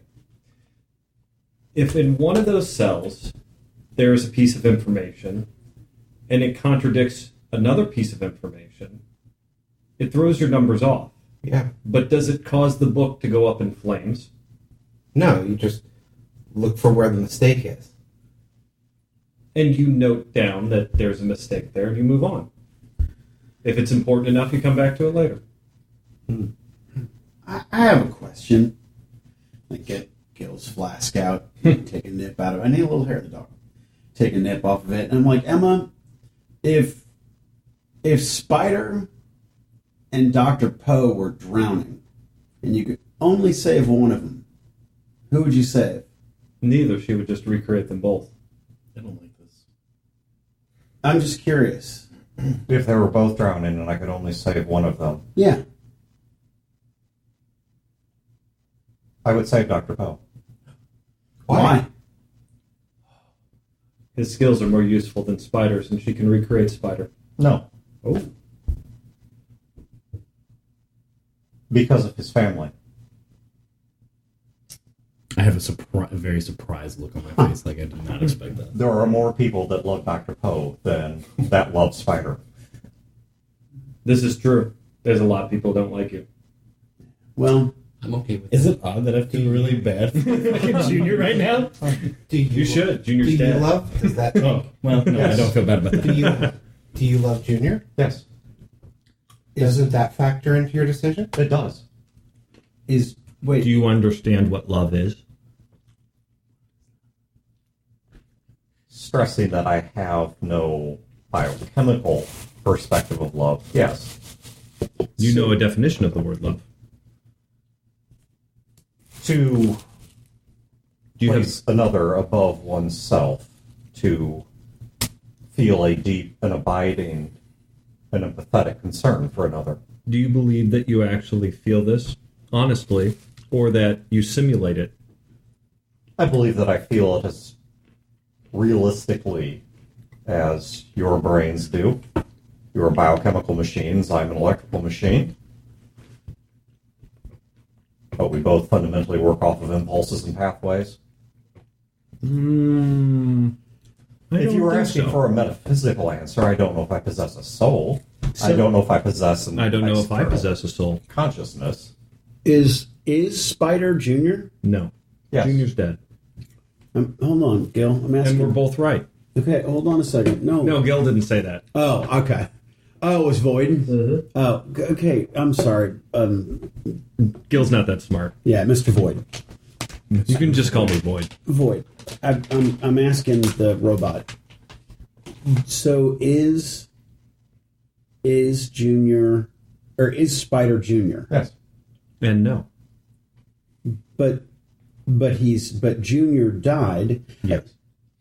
How does Spider have Junior's experiences, his memories? See, the problem with the line of questioning is that you are asking some very deep, understandable, philosophical, metaphysical questions that are incredibly difficult to answer. Can I? The last question you asked, When is the was last? not When a is the metaphysical last time question. that I interrupted you? It was a mechanical one. When's the last time that I interrupted you? That's the question I'm now. asking. Right.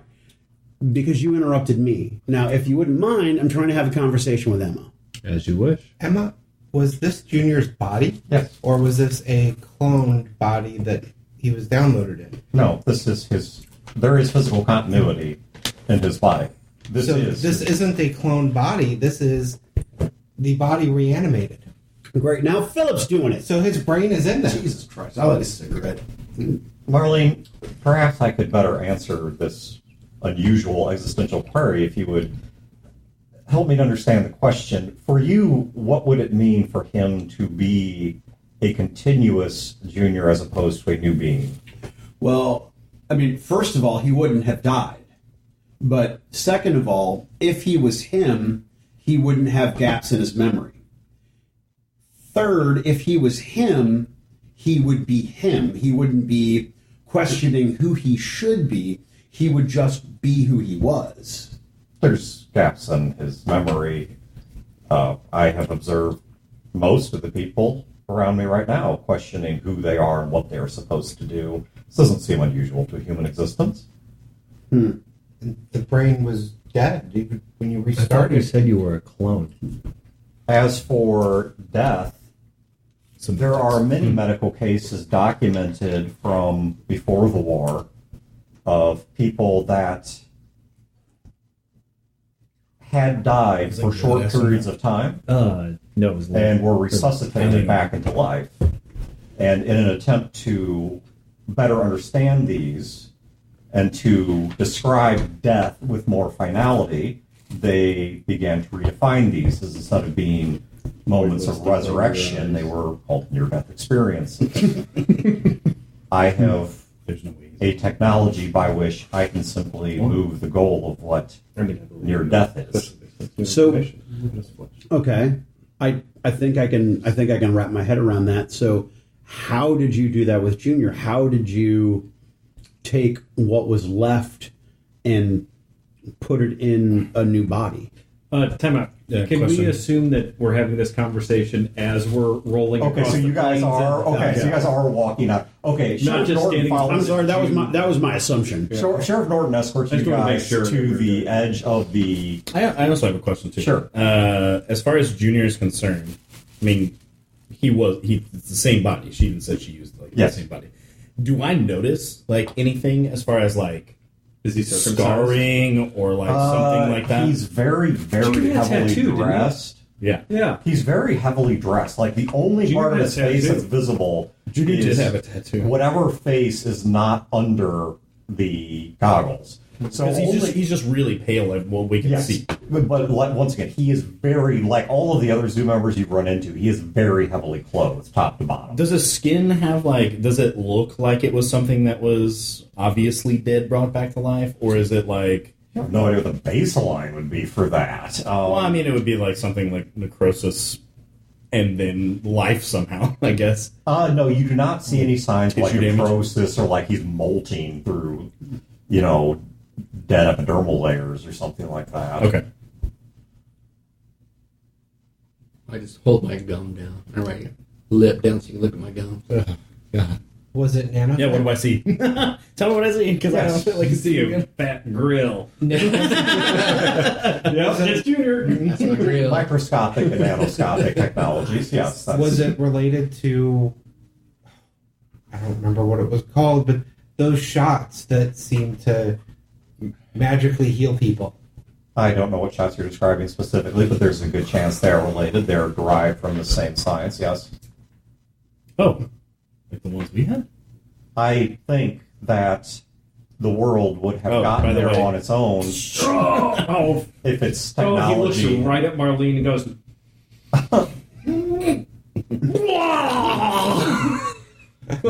I think that the world I would was have gonna gotten let you there on treat its me. own. oh, but Horses. I hope my horses. Get it out, big guy. actually Come on, get it out and get it all out. Step away. oh, that's the pickled eggs I ate last night. Oh, yeah. Oh, God. And the pocket hand becomes the back pocket hand. They were so good, and they had so many. They're still there. So, Almost whole. so what she's saying, I'm assuming, is that the treatment that was done to me is not unlike what was done to Gil or Dr. Poe. Correct. So I'm just as much Junior as they are Gil and Dr. Poe. We didn't die. And yes, Rapman died, and all they gave him was the shot, and he became like this. What's the statute of limitations on death? Are we turning fucking pale? No, I mean, but no, you guys are perfectly fine. But according to what Emma said, kick-ass goggles. according to what Emma said, Junior did not die. She simply has moved Does she understand what that the is? definition of what we thought would be a near-death experience. Right. So he almost died. Mhm. She was able to revive him. For us, the spirit has flown, as it were, but for him, for her, there is no spirit. The brain was Right, but if we're just meat and chemicals, then he hadn't gone Well, completely. he's more meat and potatoes, but He hadn't gone completely. I don't know, out, there is a point of no return because and he didn't cross it. Yeah, because the body just decays and there's nothing. I really wish I had Right. like a physical copy of like Mary Shelley's Frankenstein to give to fucking. These are all the reasons it's a bad idea. It was fine until She he could probably crossed just the access that though, right? Oh yeah. I mean, she may even this version of her may have a copy of it. These are all the books we have. But these bag Nice. of books is with Motomar. The bag of books there are a couple that he still has, and the big trunk of books he has It's is back on the ship. no, it's with the mercenaries. Because he made a deal with them for them to spread them out, and then he even funded them to buy more books. As with Temper's militia. militia, and they're spreading books and wherever they go, And- as per their promise. And syphilis. Yeah. I mean, Just spread it in the books. Never read, kids. You'll get syphilis. Okay, quick tangent. This reminds me. Have you ever seen the movie Yellowbeard? Yeah. Oh my god, I love that movie so much. One of my favorite lines is, "Last time I read a book, I was raped. You let that be a lesson to you." Circle back around to rape again. Circle right back I was around. quoting a movie. Technically speaking, he was quoting. I was quoting a a movie. legitimate quote. What are you doing? I'm reading, mother. Last time I read a book, I was raped. Let that be a lesson to you. Dear God. The movie. I 100% have not seen this movie. You need to. I don't know about that. It's bad, You need- but holy shit, there's some fun stuff. It's a very well. All right, so you guys are riding west now, well into the morning. You have passed beyond the. Wait, we're on horses, aren't we? Yeah. Hold on. Do any of us even know how to ride horses? Lee does. I sure as fuck Well, don't. horses are Gil pretty doesn't. good. I mean, Yeah, that's what I mean. Like, are you posting? Probably not. But I mean, can you sit in the saddle and grip the saddle horn? Sure. And the I mean, we're all going into Horses, lots, like, yeah, the horses if you've tend to ever been to follow, like a so- YMCA camp, they'll. Can you trot and moisten up a little? Yeah, I'm in. get the trots, yeah. have you ever been on a fast riding horse? Oh, it's painful. Oh yeah, nobody is getting moist off that. If you're sitting down, why are you sitting straight on the saddle with a fast-moving horse? You should be standing. Yeah. Well, yeah, you have to post. You have to. Yeah. There's a rhythm you have to catch up. Like, Yeah. You're standing and sitting interchangeably. It's You are essentially running as Yes. well as the horse. yeah. It's. But yeah, if you just flat sit on that saddle, I mean, you can do that. But yeah, it just pounds the crap out of your pelvis, and not in a pleasant way. This is not like car out of alignment at 55 sort of fun. So, all right, so you guys are riding west into the morning. Philip, you know the route well enough. I mean, you have a general sense of where you're headed. These areas are not extremely well mapped, but it also does help that Emma seems to have a very, very encyclopedic knowledge of the area's geography. But not GPS. No, she doesn't. She's not a GPS, not anymore, certainly. Not anymore. But she No GPS. at least can have been like, you guys will pass through places, and she will identify like old, dilapidated areas by the road intersection and such, even though the street signs are long gone. And Well, you always cache your Google Maps on a long trip. and within about an hour or so, she has the face fully working. So she's able to strike expressions and. My phone asked me to do that for Jamaica. I was like, I don't know. Okay. And has a fully I- functioning face. So. I'm definitely listening to hear anything in the distance of the Carvers. Yeah, so you don't hear anything like that for the first bit of your ride, because you, once again, are still within the areas that Kate traditionally patrols. But from what you recall where Carver territory would otherwise begin, it is earlier than that. So it sounds like they've got patrols out farther, and you do start to catch their yells. Give me a 2d6 plus social. You did establish in the previous leg of the campaign a working knowledge of their language. 11. Can I help him? Because he's really bad at Is this rolling as dice. void or As void? I Yeah. was good. Gil has no clue, but Void does. Yeah. Did Voidborough make a study of their language? Oh, their language? No, I'm no. just he- gonna no. Never mind. spend All right, that you to got add it. an extra dollar. I looked over to make sure mine was still there. All right, added 4 to that. So So you're at least past the basic 12. Yeah. Okay. You're not sure on the details of how they're identifying you. You're losing the nouns in a few places, but they have at least called out their small group, and they have identified your location. So they're calling, but you're unclear on some of the nouns. You don't know exactly how they're categorizing you. I have a meta question here, Sure. and I even posted this on the Discord channel because I don't remember. Lee's sawed-off shotgun. It is erased off of here, It got- but it got It got given to. I thought Alejandro had it. Well, it got passed around a bunch. Yes, the last shell time- game. I don't remember. Because that's Last how time- Joe got killed. Yeah, I was saying, last time Joe saw it, Yeah. Yeah, No, he took- didn't really see it. He It took happened 2 too barrels fast. to the stomach, so. But then they went back to St. Louis. Lee told Alejandro to throw it in the river. Yeah. Alejandro said he wouldn't because it needed payback or something like that. And I lost it from there. Then we will assume it's still with Alejandro, unless somebody's going to try to stake a claim to it and say, well, I took it at such and such point. But I want to hear when that occurred. That's right. I took it while I was on the space station. Nice. I mean, you just beamed it up. Like, this is an artifact. That's exactly how it works. That's right. All right. They know we're here. They know we're a small group. Okay. So, why don't we, I don't know, guys, not shoot first? I mean, well, I'm thinking that's a good idea. Maybe. I mean, yeah. They're gonna come around and ask with Goyams at us. Oy vey.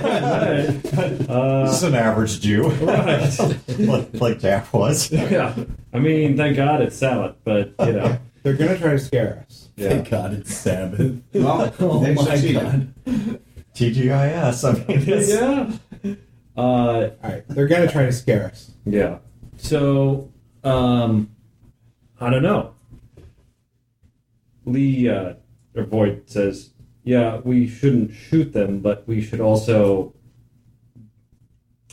We shouldn't make ourselves look like bitches. Yeah, we don't want to appear weak. So, yeah.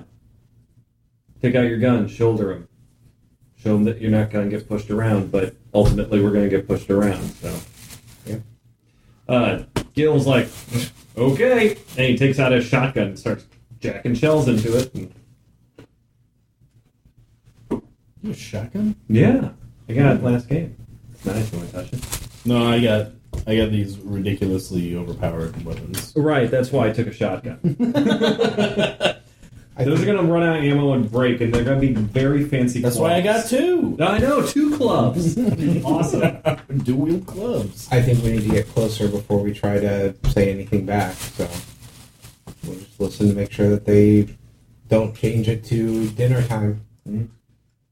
So as you guys go throughout the afternoon, you can hear the shouts every so often. They're continuing to shout at you. They've not made any moves. You can at times guess their direction.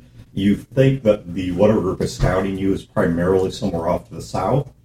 You have yet to make visual contact with them, but that's where the yells are coming from. But they keep the noun that they keep putting in there. So whatever it is they're identifying you as is the part that you don't understand. So that you know that they're describing a relatively small number of people moving a particular direction, but when they say what they're calling you, once again, this is where your knowledge of their language Not is something extent. I've heard them say. Yeah, you've before. never heard them call anyone this before. So you don't know what it is they're identifying. Something about pigs and something about long. I don't know. Do we want to try to tell them that we want to talk? Is that wise? That's why we're here. What if you fuck up If and yell? you do that, then you tip off the fact that you know their language. That's true. And Sure. And also, that we know that they're they know that we know they're there, yet we keep walking forward like, we fucking own the place. Like we don't care. Yeah. let them Like the man said, let's not project that we're bitches. Just keep going. Yeah, let them approach us then. Okay. No offense, Marley. She's no bitch. She may be one of the toughest of us all. Thanks, Phil. Philip, come on, man. Don't make me blow your cover. That's not what it's called. I'm sensing some sexual tension between the two. Ah, All right, you guys continue on until nightfall. What are you doing at nightfall? Staying the fuck awake. I'm not sleeping at all. As a matter of fact, We're going to do the traditional D&D thing. We're going to set up watches. I was gonna just take cocaine. there's no way I can sleep. Gil takes first watch. I don't require I'll sleep. take first watch with you because I'll take some of Dr. Poe's aforementioned cocaine. If you wish, I can keep watch all night. I don't sleep. Oh yeah, that's true. Well, I still would rather have you and someone else up. That way, when people are tired, it takes a minute to get awake. So How sensitive are your senses? Very. In that, okay. yeah, so don't. You hurt can us, hear, Philip. you can hear better than us. Be a gentleman. See better in that body. What spectrums do you see in? As of right now, only in visual light. That will change soon. Oh no, she would actually see infrared. I see in visual light and also the infrared with an infrared. I'm going to bed. Because I've read that was Let's part go. of. That's part of. That's how cameras do night vision is infrared. It's pretty cold, right? Oh yeah, it's winter. So Yeah, we're. it's like December. We have a tent. We got a tent. We got supplies. I would assume. Yeah, I would assume you guys would probably have grabbed a couple of tents. I mean, Yeah. there's 8 of you, so I don't think you'd fit in one tent unless you're going to throw up a Right. circus pavilion. But We're not going Um, to do the whole wigwam thing, are we? so, I keep saying we. No, can I'm do Europe, presuming but you guys everyone have, keeps like- shitting on that. like canvas tents, you know. So I'm assuming you guys have canvas tents Yeah. and probably sleep 3 or 4 of you at a time. I'm assuming you have 2 or 3 of these. Marlene is sleeping in whatever tent Gil's sleeping in. We have an agreement. It's going to be really awkward. That's what we're doing. Yeah, Marlene, a little privacy. Turn your back to us. No, I'm in my own tent. like you have the largest tent, and you don't let anyone in it. Take your shoes off. Where did you get the servants? Met some cool people last night. You were with us last night. No, I went away. I checked out one of those celebration parties going on. You know, you I kill a think- bunch of people. I don't sleep right away. I basically have my notebook and I'm showing it to Emma of what I know of their yells to try to teach her some of that. Okay, when you hand her the notebook, are you giving her a guided tour of the notebook? Yes. Or do you just hand it to her? Okay, then she just very patiently sits there and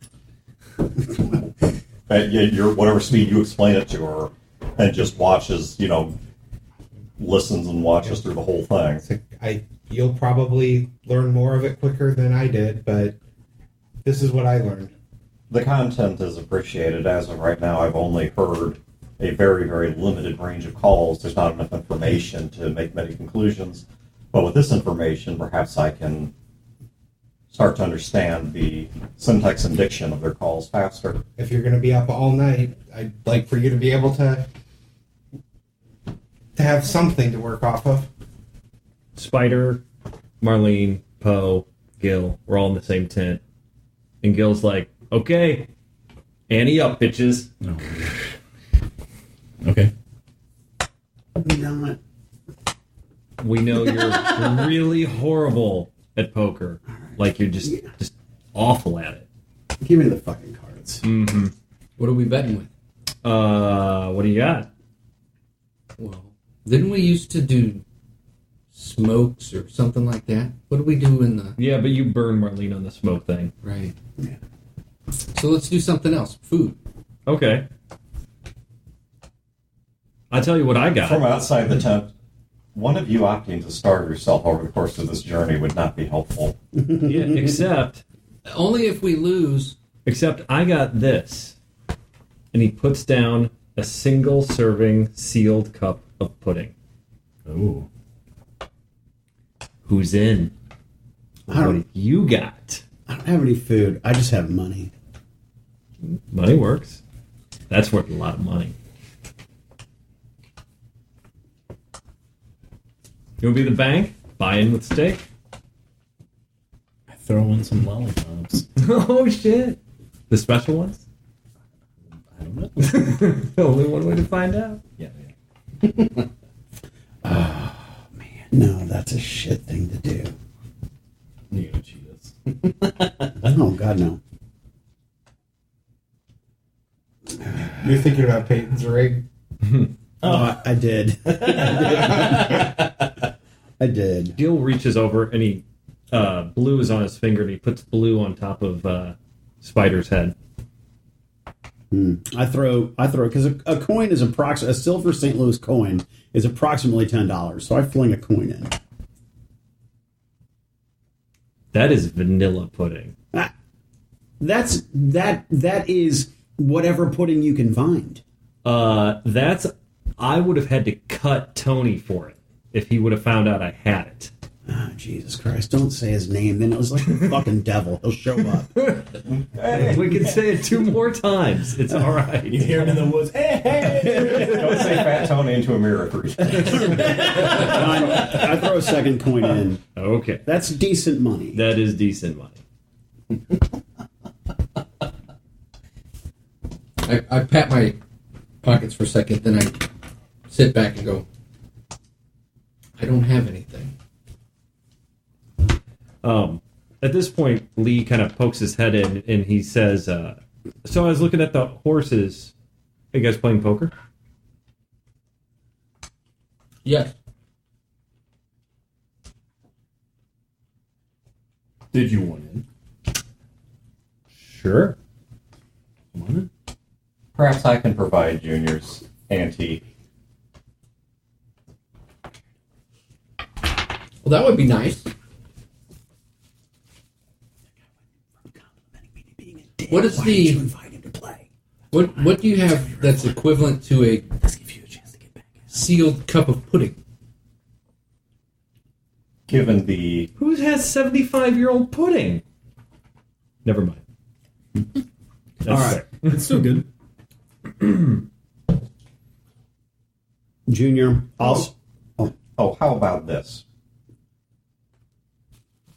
She takes a. She goes to Phil. Phil, may I have a piece of paper? Yeah.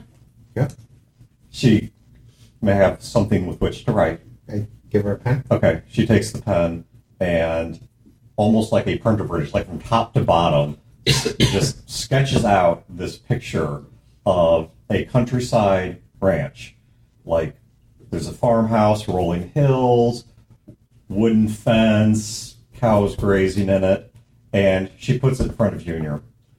This is a promissory note from me that whoever ends up in possession of it at the end of the game may redeem it when I take over to live in peace for the rest of their natural life on one of my ranches.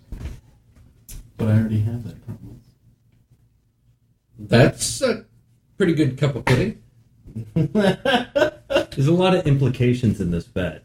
Yeah. What is void ante? He looks at the pile. He takes out 2 coins.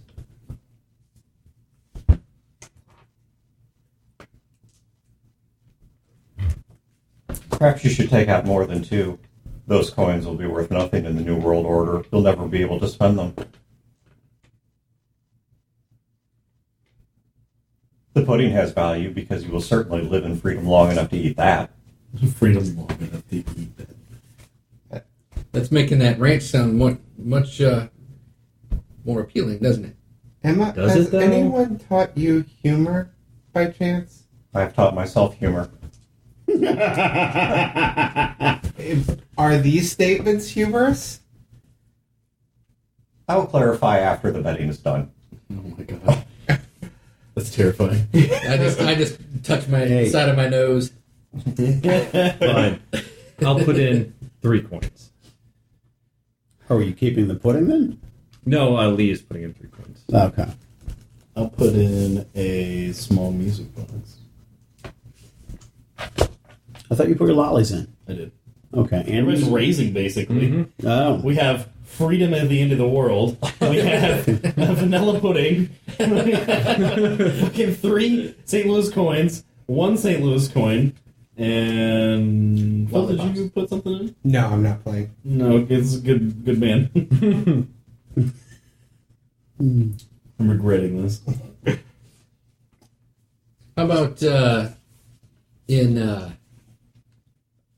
out of character, everybody bets a bullet?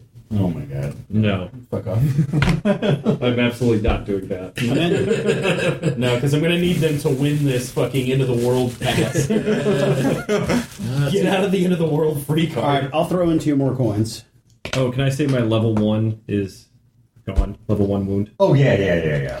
So I'm absolutely keeping my bullets because for the first time in a long time, Gil, Is anyone at the table injured in any way? there is no injuries. Okay. If anyone at the table is still injured, reduce them all. But if you're totally, in your case, it's just a little one. Yeah, just Oh yeah, and that was Lee who had the ball hit too. Lee's had plenty of time to recover. So. Yeah. Marlene nailed him. Yeah, Marlene kicked him in the nuts. Kicked him in the But dance. I Beethoven to make that happen. You did. That was good. That was good use of that big. Yeah, that was great. Beethoven. Yeah. yeah, shows one of the senses he's got left. His balls.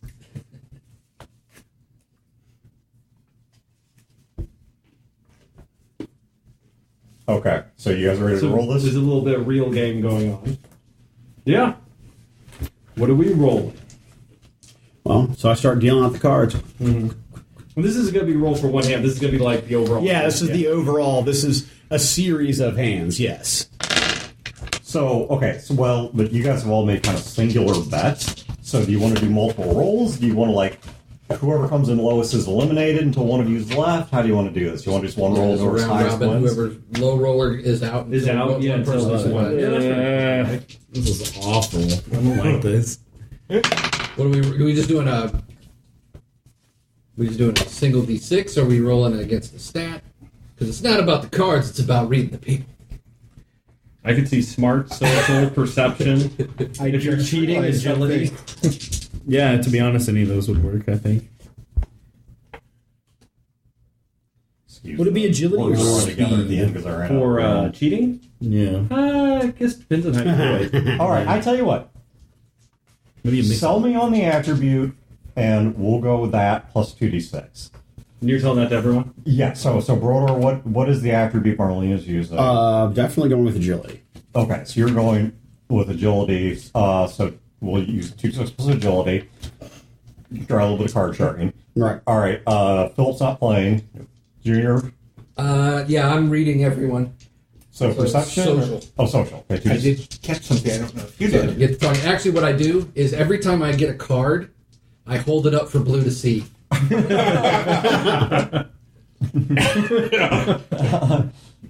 Okay, so he's doing perception. He's doing social. Gil Gil is doing social. and He's- Void is also in this. Yes. Okay. Void is doing smarts. He's just playing the numbers game. Okay. Yeah, and Poe. I'm doing smarts as well. Okay, Pretty so much let's same. go ahead.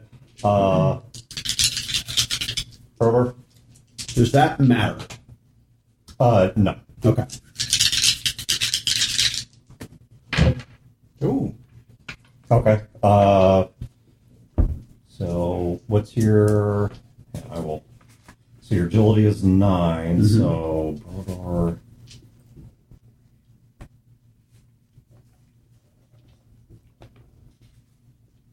Yep. Got it. All right. So Junior. Okay. So you want me to tell you my total? Yep. Wolf? Okay. So that is 16. Okay.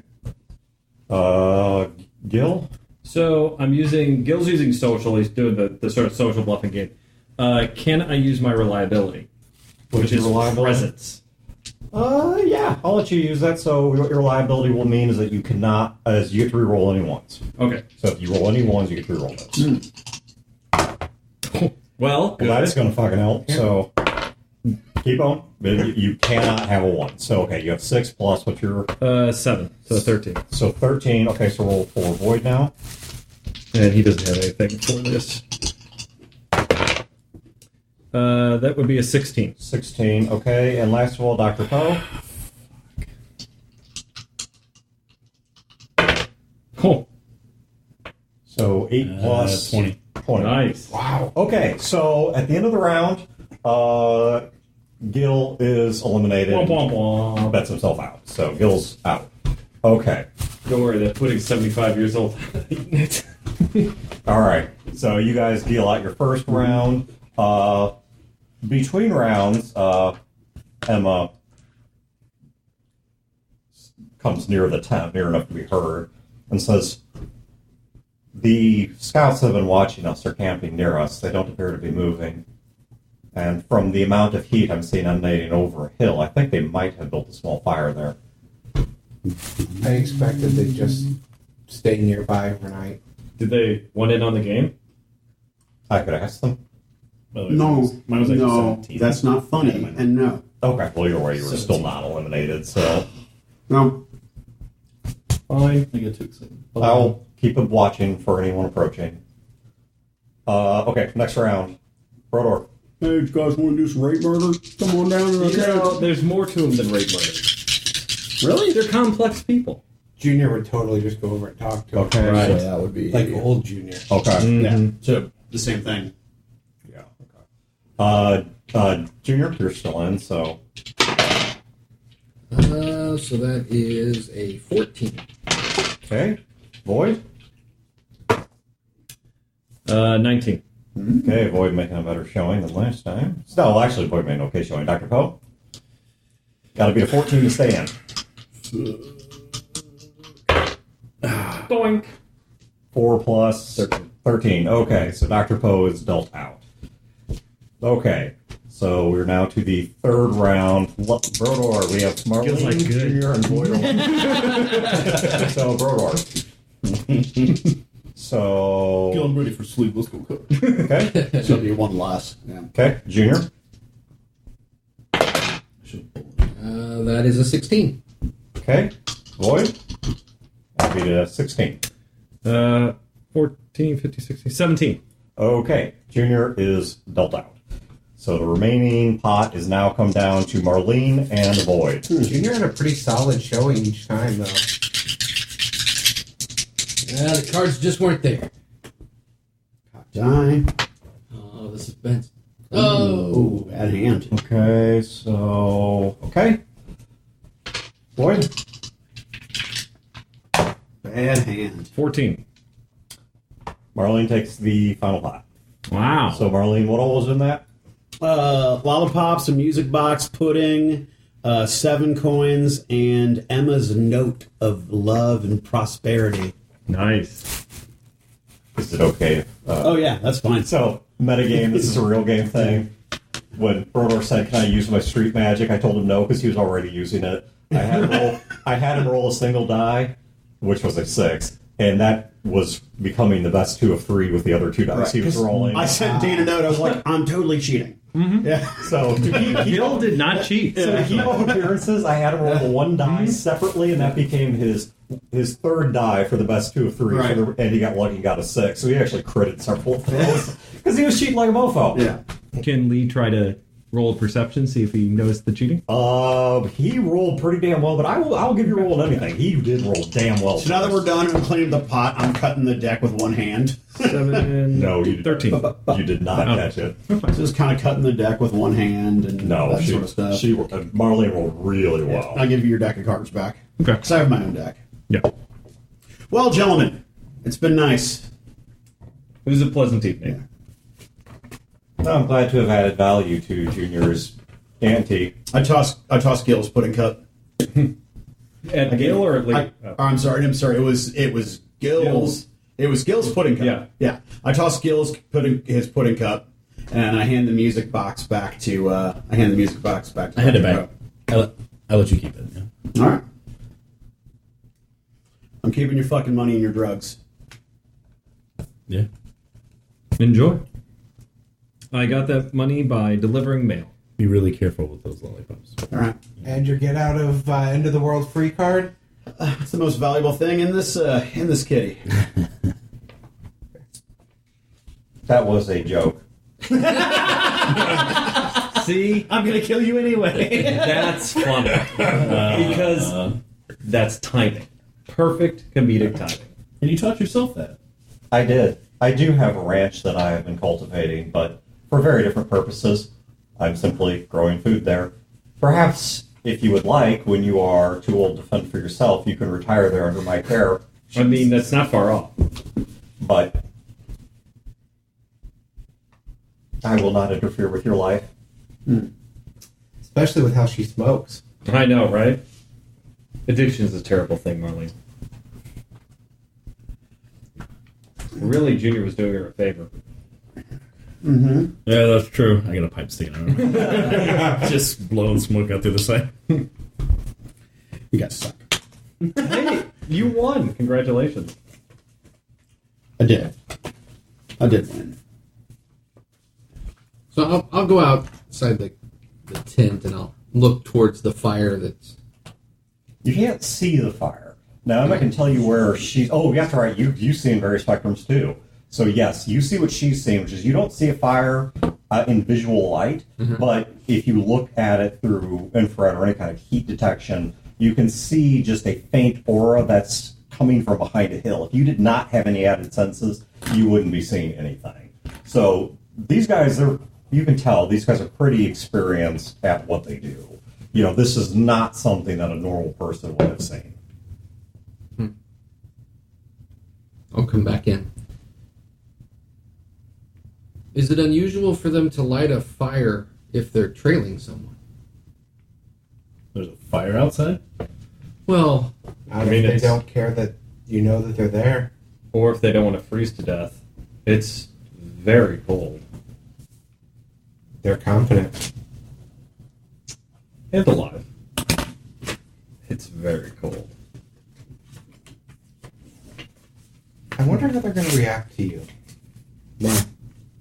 Because you have the same skin color and goggles that Rat did. They knew Rat. They worked with the zoo. So they were allies. Yeah. I wonder if they'll just assume that you're with them, because I would. And then I did when I saw you. And perhaps by proxy that you're with me, and perhaps that's maybe that's what that word is. It may be. I don't know. You think they were saying zoo? No, that's what the term that they use is. I don't know. And we don't know who's in the scout party. They may recognize any of us. Casey, pretty easy to recognize if they see him.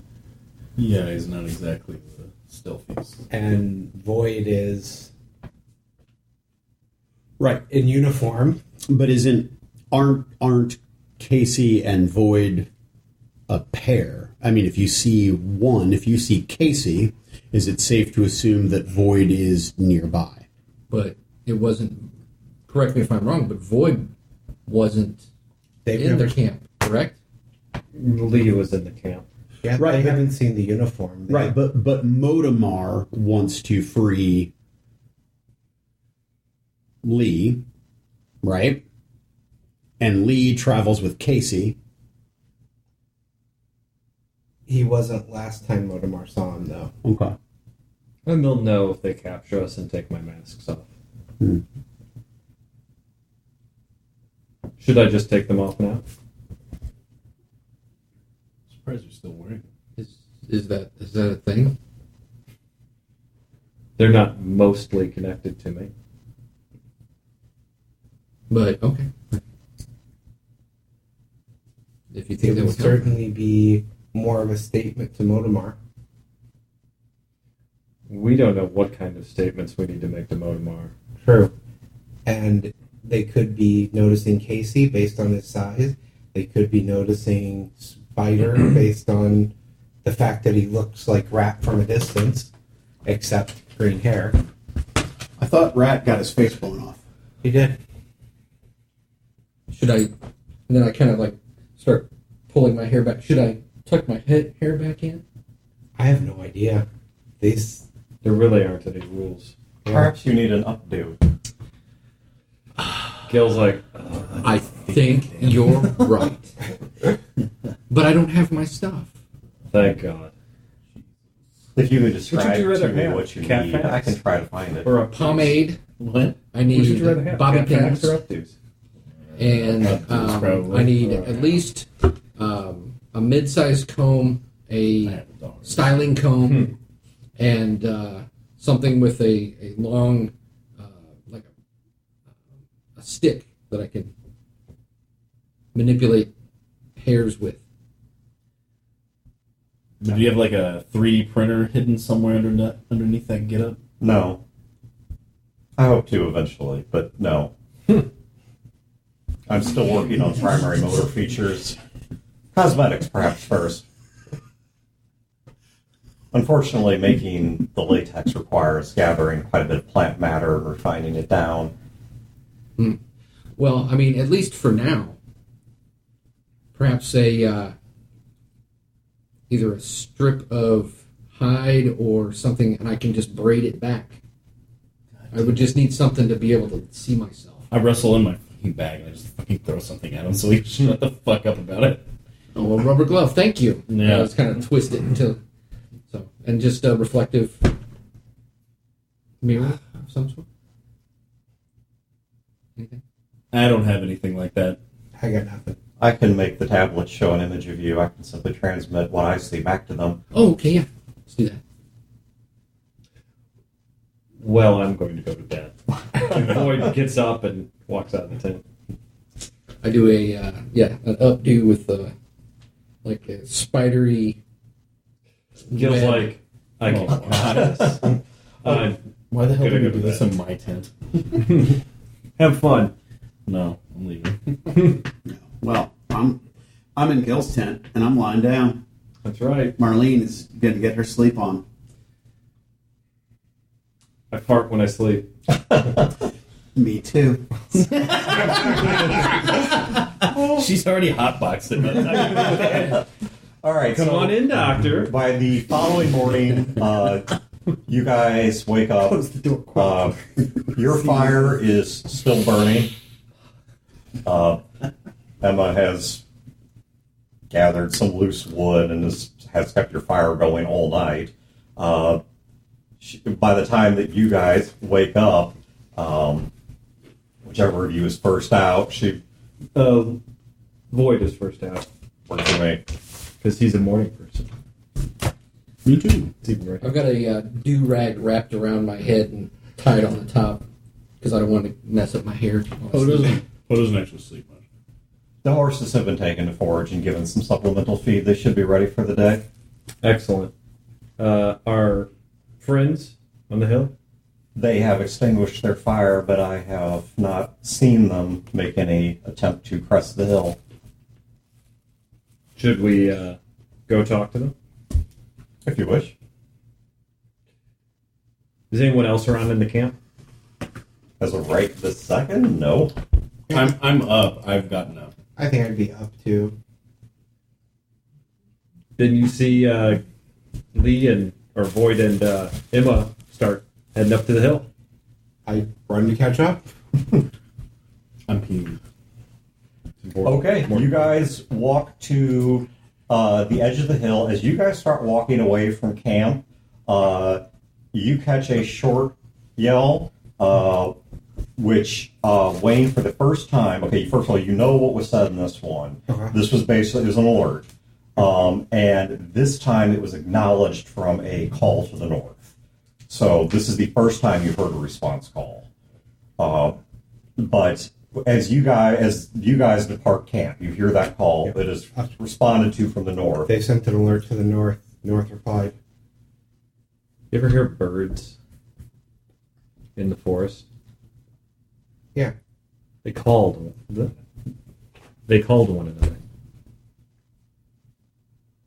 One's far over there, one's far over there. It's because they don't exactly know where they are. Mm-hmm. Yeah, it was a look. Something's happening, basically. It's time something did happen. All right, you guys are now walking up a hill. You are in a wooded area. It is not densely wooded, and also all the leaves are gone, the undergrowth is gone. I mean, as you guys know, being all Missouri natives, that even in the woods, once winter hits, your line of sight becomes so much more open because so much of the green is gone. And so, I mean, even you can see right through woods that previously would have blocked your sight at the first line of trees. And so you guys have a pretty good view despite the fact that you're in a wooded area. In fact, you're actually part of the Marco National Forest, for whatever that's worth to you. A bit. It's huge. Yeah. It is huge. So you guys, as you guys make your way to the crest of the hill, and once you get over the top, you see there are 3 individuals in front of you,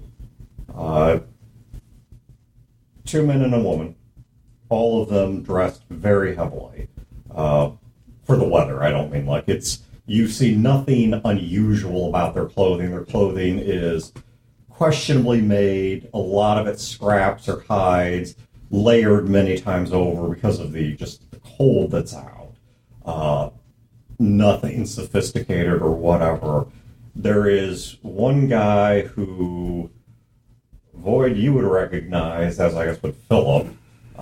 There is a guy who seems to be in the middle of them, who's wearing a lot of loose furs and has kind of a shaggy looking face. And Is it Yak? yep.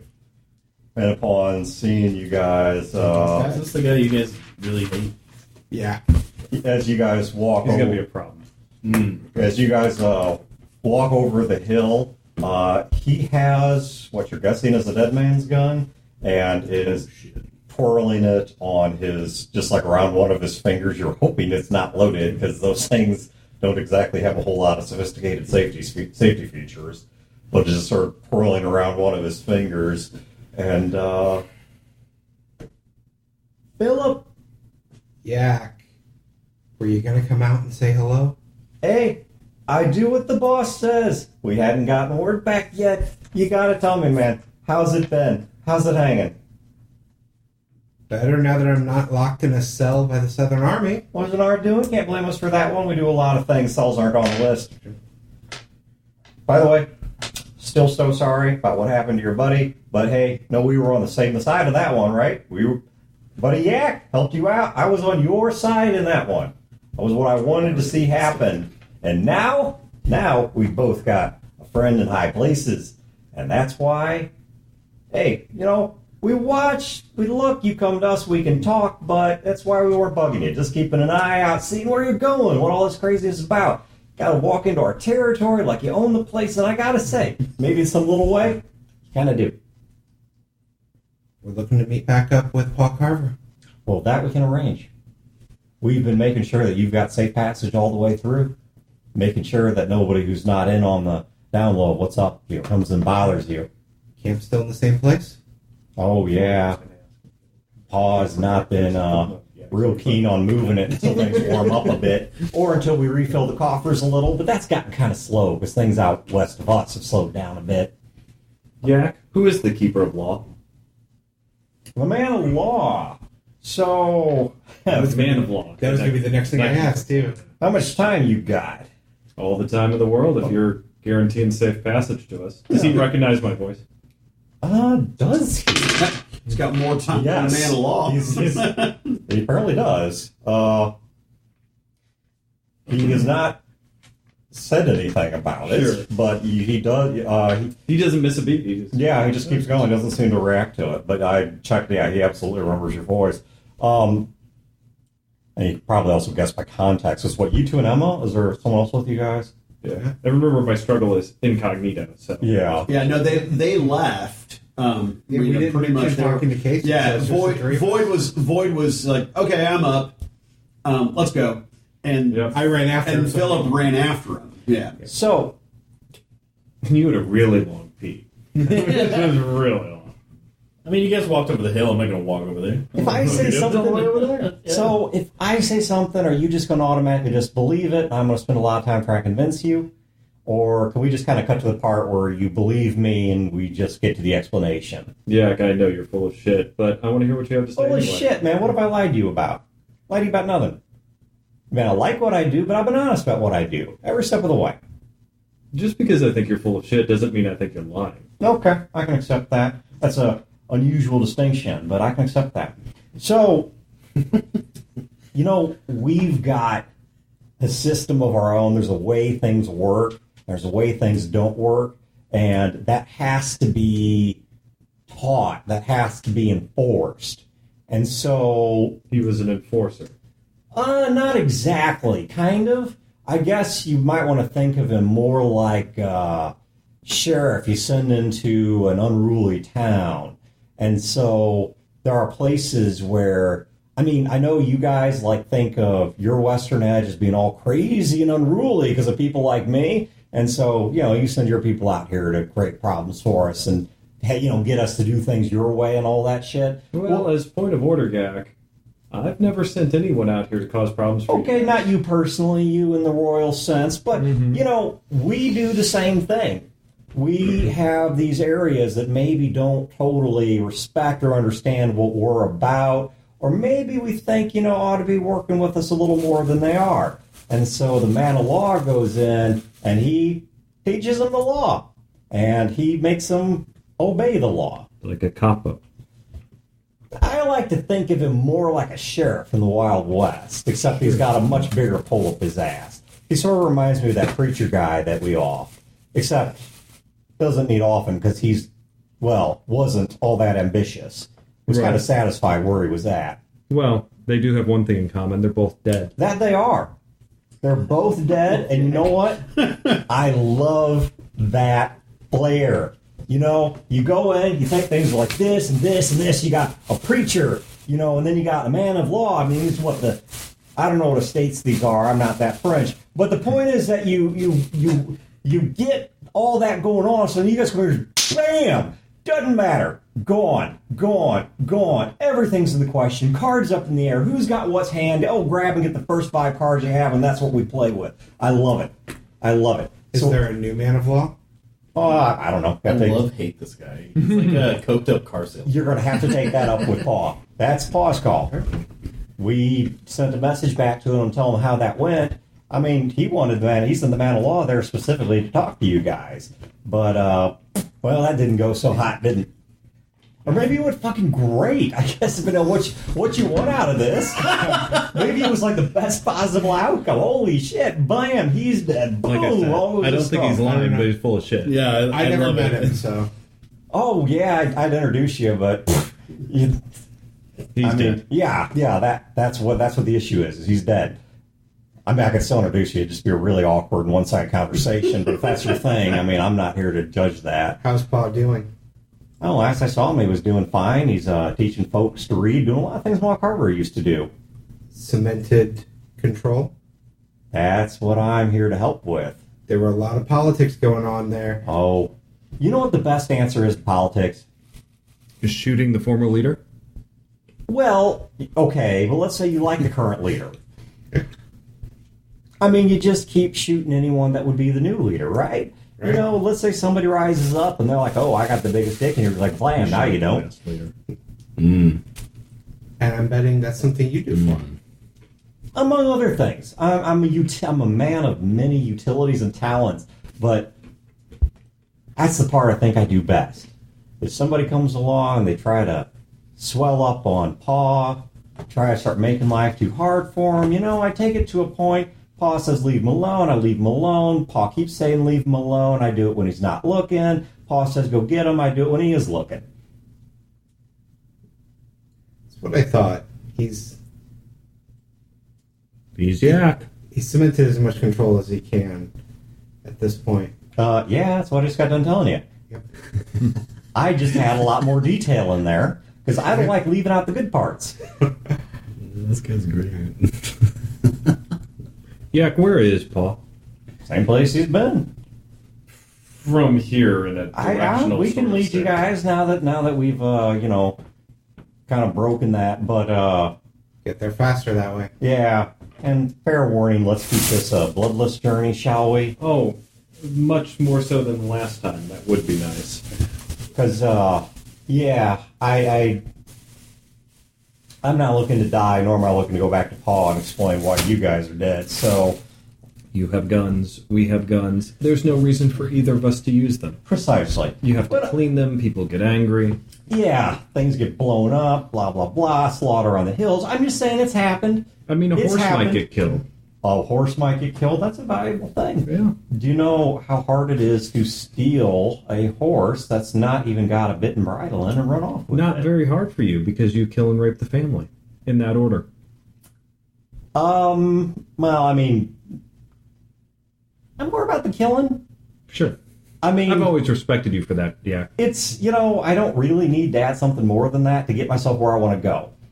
Mentally, that is, not That's- physically. Fair. I mean, it's just, all the thrills right there in those last moments of life. And, I don't know. I can't even say I savor it. I mean, it's kind of a psychopath thing. Like, I got to kill people with a knife. I got to savor all the blood. No.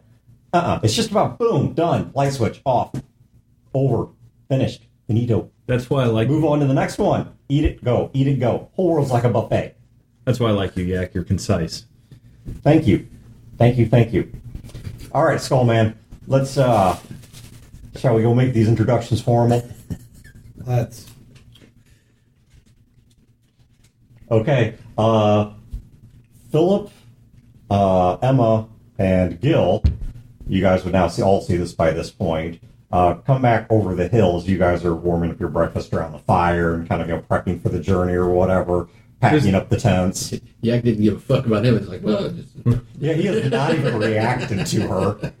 As they're coming down, Gil's like, "What the fuck? You guys just walk up there? What? I was still." that's I'm exactly. seeing a lot of new faces, and that's exciting for me, I've got to say. Who the hell's this guy? I look at Gil and I say, "Isn't this exactly what Marlene did not want?" Well, I mean, Hey, Gil, Spider, this is Yak. yak. Like the animal? no.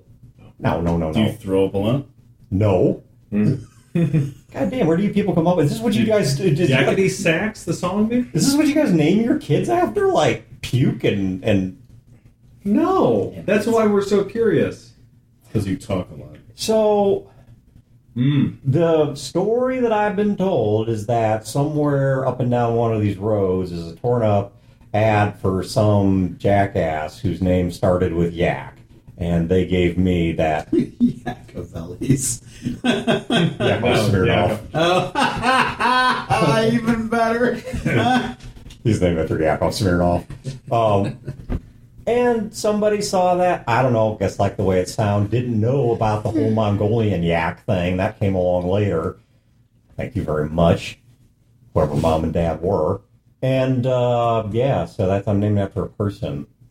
Pre-war. Story. Yeah, I guess it'd be like named after George Washington or something, except, I don't know. Considering how many animal names there were, I kind of just thought it was named after the animal. No, good God, no. That's a whole different group of people. Rat, spider. Do I look like one of... No, you don't. So are you our replacement? Yes. Well, Paul Carver's going to be happy to see you then. I think he's probably going to send you off looking for somebody, but hey, what do I know? Songbird. Yep, that's the one. Now, she's hard to spot because she's not all you looking, no offense, but None taken. okay. Well, then I'm not working that line, I guess, then. Because then I just specified that for nothing. So, So he doesn't know where Songbird is either. I don't know, maybe he's found out since I was last there. Drugs. Yeah. No, I 100% do. Notice he hasn't taken a breath since he's been around here. Dilate people's... I must say, Yak, you're not Sweaty like palms. you're not like what I expected. It's a pleasant surprise. Well, what did you expect? Well, the stories that I've heard. They've apparently met Chicago groups. Oh, so I've been told by certain people who were trying to get away and lull me into a sense of security, whatever. Did you know that St. Louis and Chicago have had a rivalry for a long time? Like, it's just something crazy about these cities. They just can't get along. It goes back a long, long time. It's like two tribes. I don't know. All I can tell you is you don't want to come out here like all, Chicago. I mean, nobody cares. So no rad bears is what you're saying. I don't know what the fuck a radberry is. That's Neither do we, and we met them.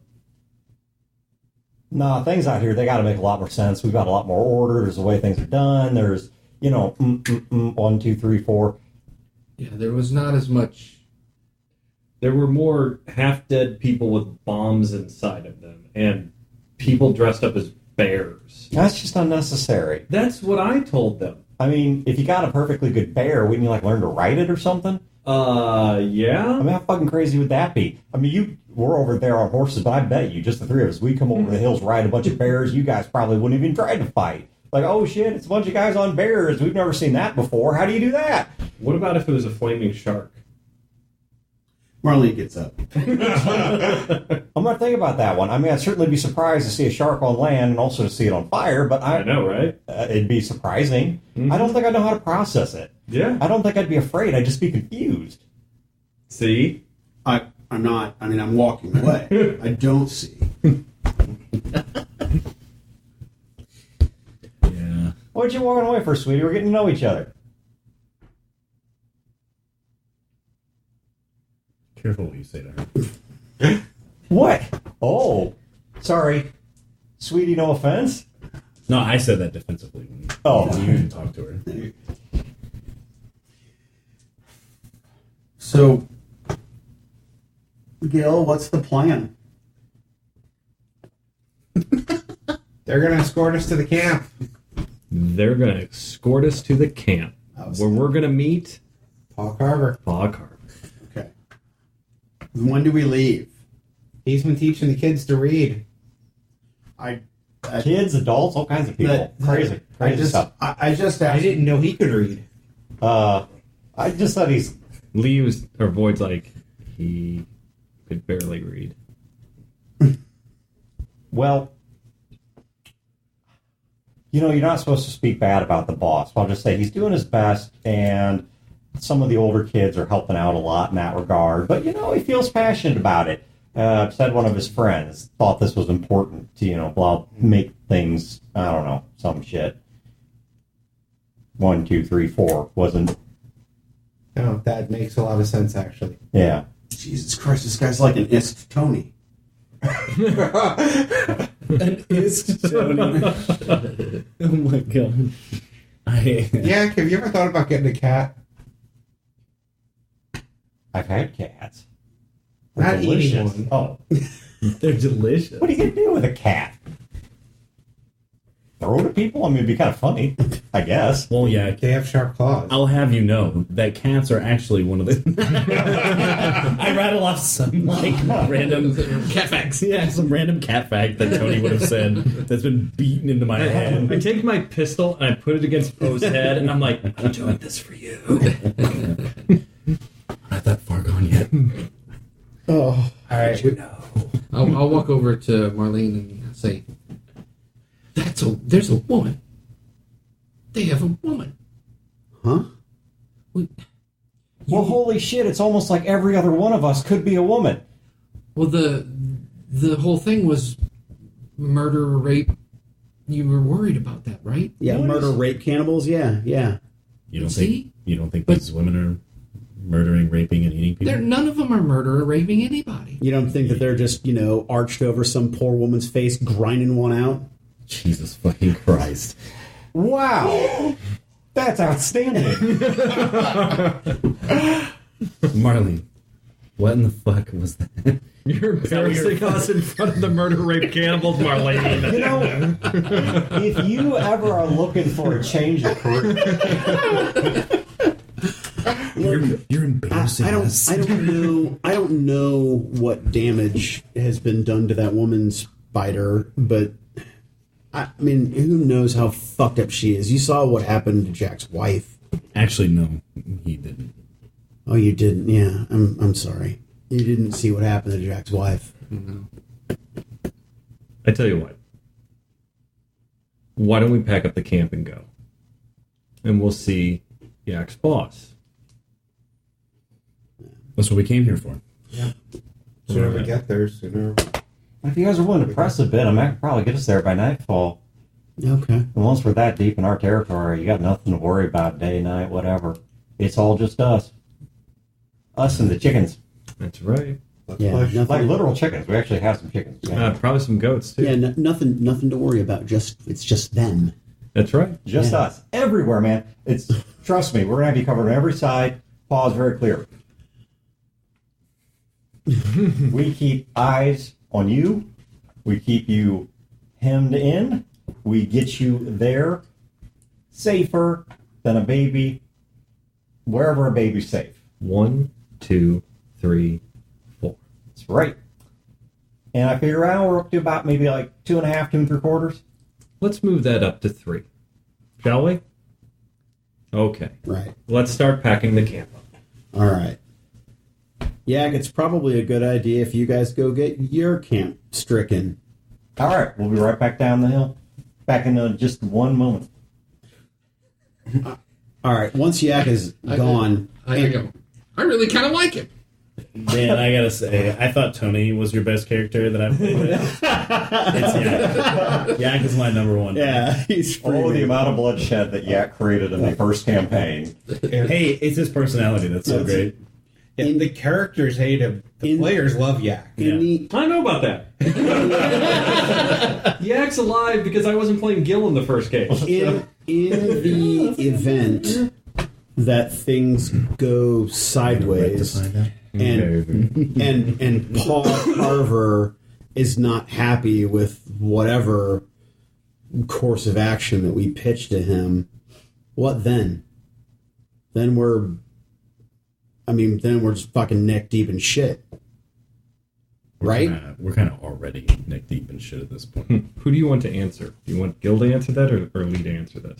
I'm posing the question to Gil. Gil says, listen, it's going to be okay. We can figure something out. We'll get through this. We just have to keep this shit together. I've been a prisoner in that camp before and escaped before.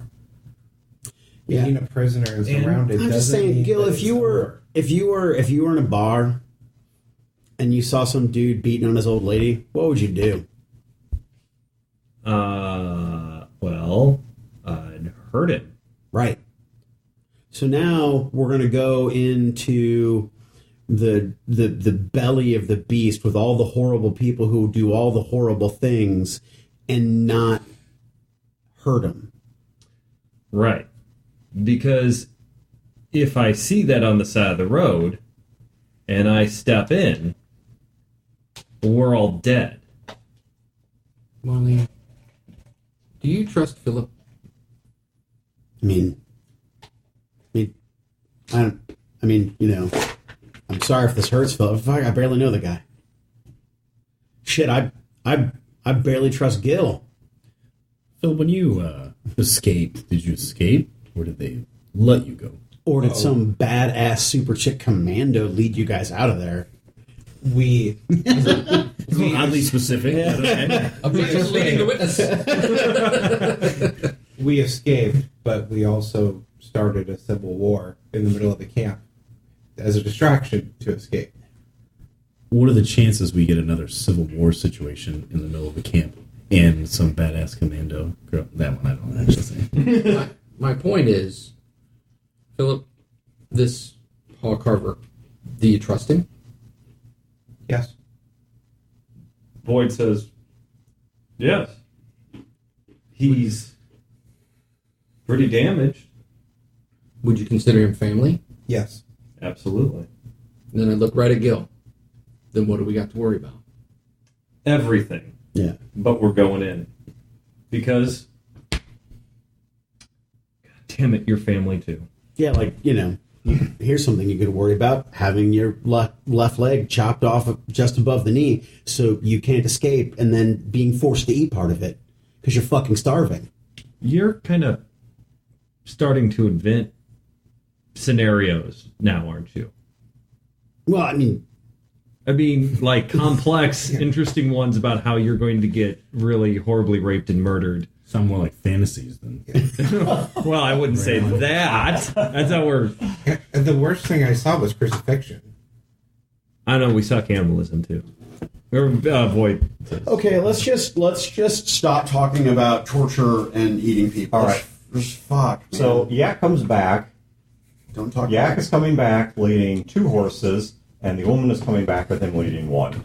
And Yak is holding a burlap sack in his left hand. A yak sack. Where's Burlap the yak other sack. guy that was with you? Oh, right. This is for you. He tosses you the sack. Don't open it. So, I step away from it and let it hit the ground. so you felt so concerned, so I thought maybe 50-50 ratio might make you feel a little more comfortable. Don't open it. You want the, by the way, you want his horse? Because would you believe that within our culture, that to give someone a horse is like a sign of sacred trust and, so on and so forth, like kinship? Would you believe that? Philip, is that true? Void, Horse. is that true? I don't know. Horses are very valued. I wouldn't be surprised. Human on. life is not very valued. Do you so- believe it? Did you kill that guy? Yeah. Why? Because he was apparently bothering you. And my orders were to keep you guys fine. And Wait, who the hell did he kill? I've missed a little. There were 3 of them. There Two were 3 guys of them. Oh. He killed the dude. So that it was balanced, so that it's a man and a woman instead of 2 guys and... Because she was so freaked out about the fact there was a Yeah. woman with them. So, Well, first of all, that's not even what happened because it was Spider. Spider brought up the fact that they had a woman. See, he's doing it already. Your turn is to bar. Once again, somebody died because of Marlene. Yeah. You think you could just come back and Gandalf the White us? We're not falling for that shit. All right. This was Marlene again. Who's going to fall on the double high five grenade? so come on. You believe it? Got reins here for you. Oh, God. He's like smacking at your arm with the horse reins. Marlene All just right, I'm said gonna yes. very All I need is a yes aggressively and no. take the horse reins. So do you believe me? I need to know for square. We're square. Okay, good or square. You should not believe a word I just said because it's all bullshit. Horses really, we just ride them around because they're fast. But nonetheless, that's yours now. For real. I glare at Philip. I'm not going to take that away. I told you we didn't know. I lean over to Gil and I say, "Did she just accept a proposal?" We're not that close to Arkansas. You sure you don't? No, He goes over and picks up the bag. He's like, I mean, She could be Mrs. Yak. Oh. Yeah. Not Yeah. okay. Why don't you take lunch? She's trying to watch her weight. oh, I didn't mean to eat it. Wow. No, I just meant like, as a, because I mean, like, what is a person without their head? I mean, it's like, bam, there it is. Hey, this thing was for real, and here's the trophy to prove it. I mean, as good as a photograph. She doesn't believe in giving head. It's very sweet. Oh, my God. That's not. All right, well, I tell you what. You mean receiving it? I'm 'Cause going to get. I know on- you're going to regret this, so I'm going to go ahead and tie it to the saddle, and you can just take it whenever you're ready for it. Okay, I'm gonna mount the It's very original sweet, horse man. I came in on, right? But then I'm also going to have a hand on the reins of the gift horse and bring it with me. I love that you're bringing so much real frustration Yeah. into the game. Just fuck.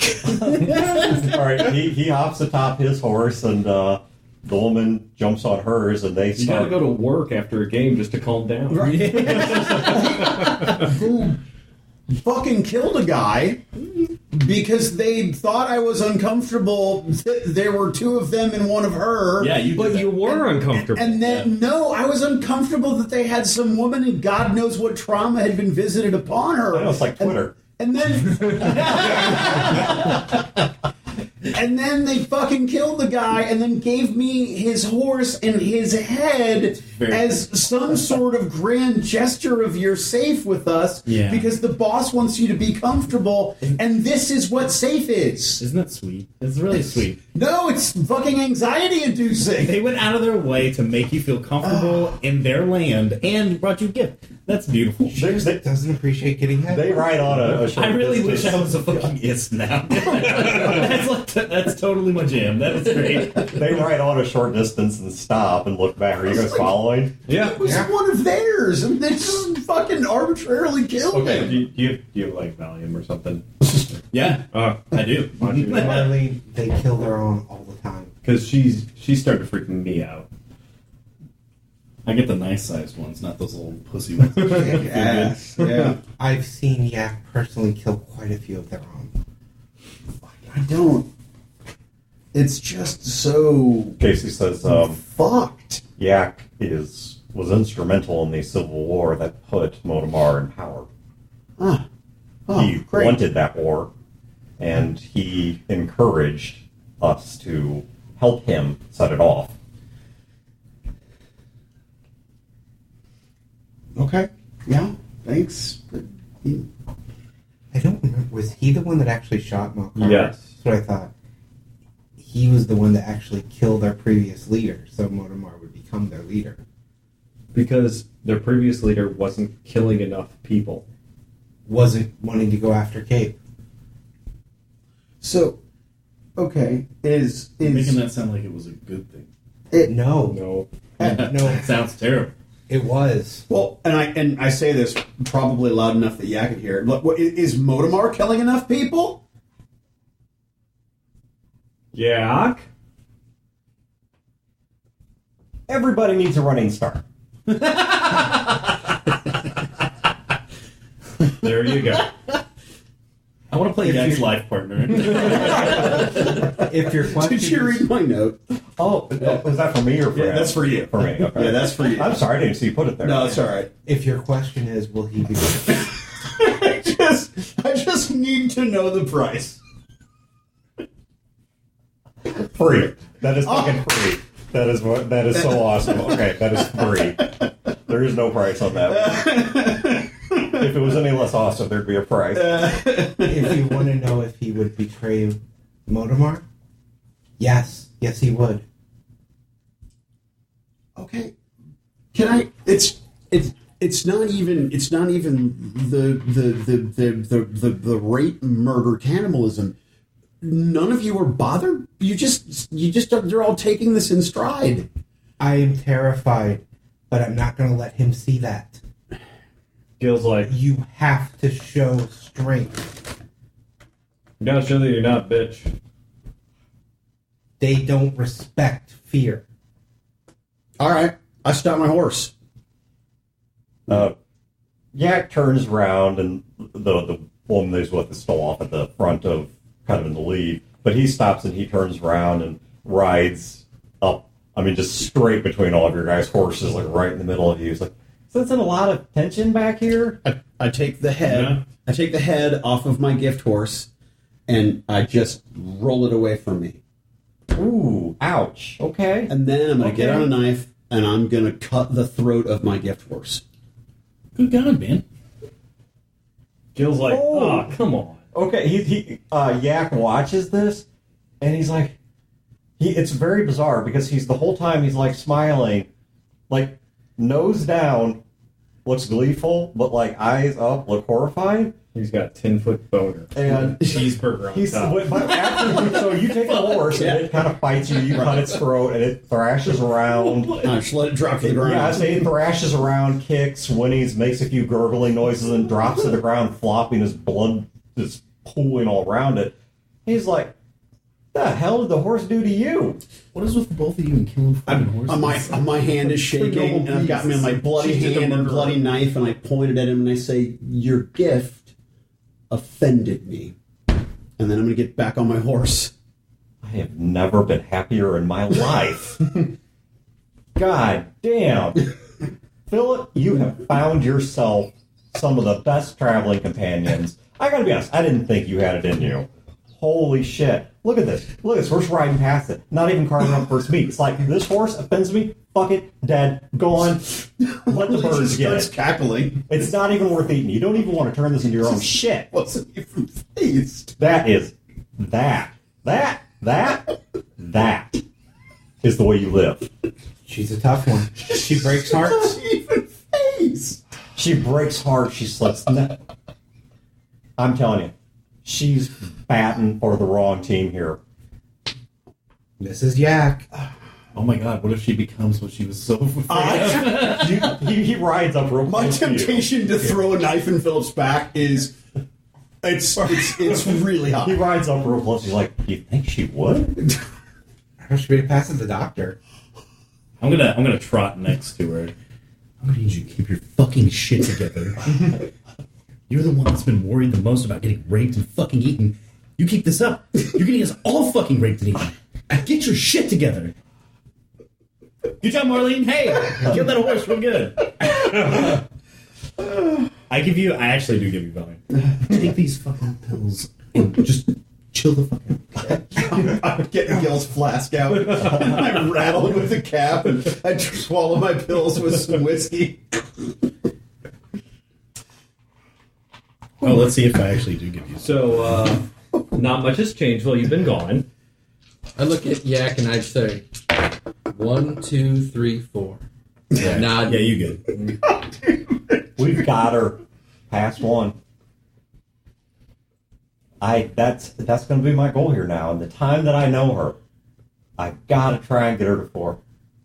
Because I see it. I see it.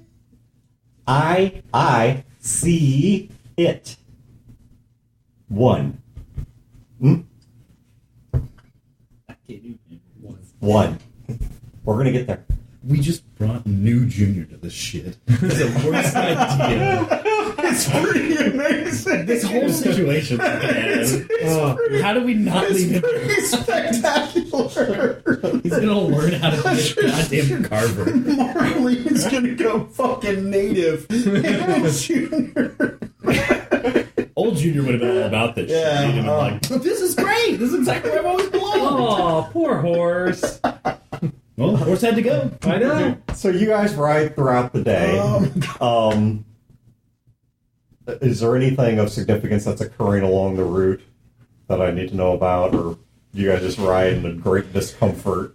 Well, eventually the Valium does kick in, and I'm staying next to Marlene the whole goddamn time now to make sure, 1, she doesn't freak out and start riding away, or 2, kill her own fucking horse for some reason. Yeah, I ride up next to Gil at one point. I'm like, she needed to show up for us, but that was pretty fucked up. Hey, do we still have those cool helmets on? Gil doesn't, but yeah, I guess you guys do. I was gonna radio you. No, because remember, Gil couldn't wear. He can now, but he couldn't before. Oh, that's true. Well, Jack's not using his. Nope. I just assumed you would take it. so Yak rides back to Spider. So you guys know everything. That's kind of what you do. So I'm assuming you probably already know exactly who she is, where she's been, probably know more about her than she does. What kind of gift do you think she would like? She really likes knives. Knives. She's a knife person. That's like his thing.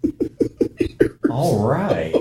Perfect man. All for her. right. This is horrible. She's needed that physical touch.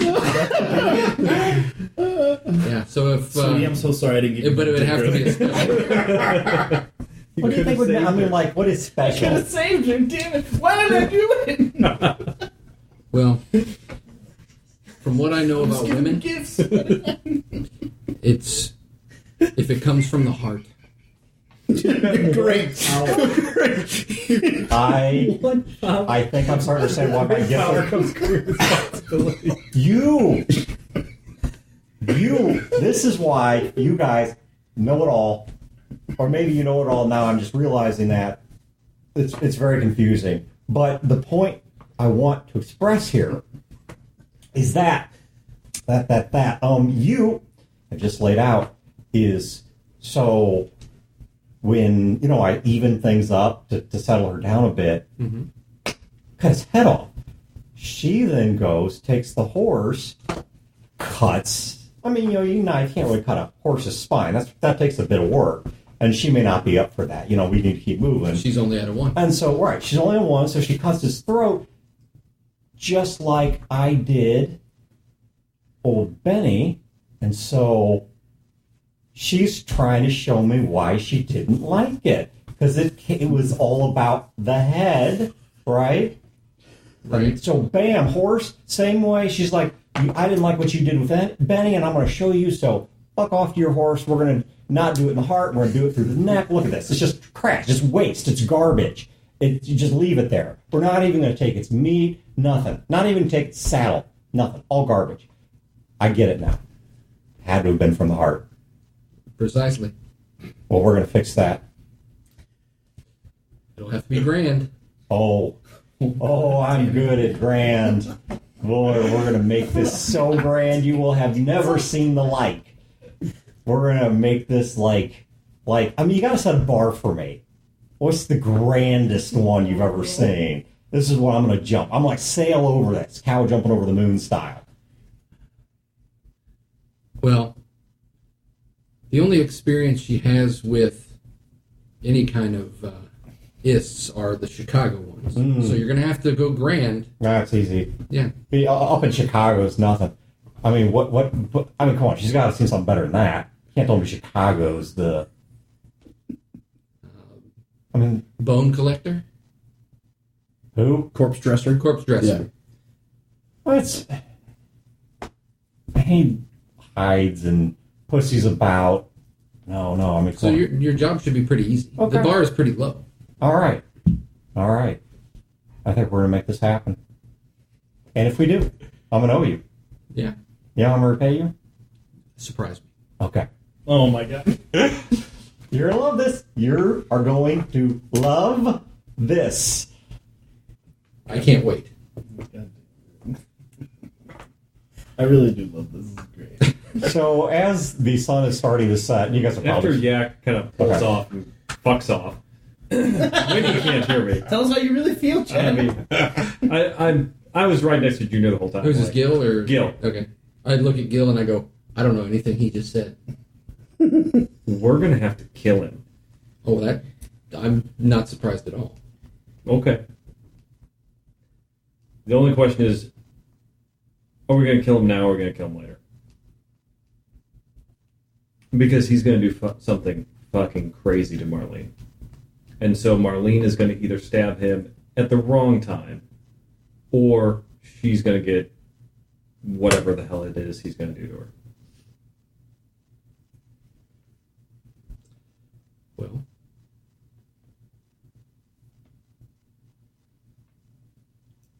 probably the best thing to do would be to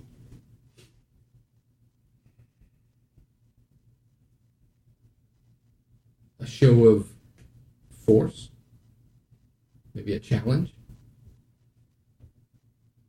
I mean, that's what they respect, right? Yeah, I was more thinking shooting him in the back of the head when he wasn't looking. Oh, like just like a rabid dog. I mean, look at him. His name's Yak. And what if an act of random violence incites the others to violence, just like it did back at the army base? They do tend to swarm when it comes to that. Yeah. But Yak killed that guy. They didn't swarm on him. Yeah, but he's their leader. Yeah, exactly. Well, it's just Yak and this other woman. I mean, just so I'm clear. It's just No, those- there is another group of them somewhere telling you guys. That's Right. right. That's right. You're right. Sorry. He made sure we knew we were surrounded. We know that there actually is a group to the north. He claims we're surrounded. I know Marlene doesn't like to refer to people as by their utility, but she's kind of got him in her pocket right now. Yeah, but these are people of extremes.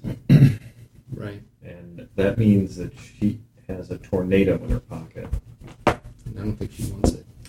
I think she's about ready to fucking crack right now.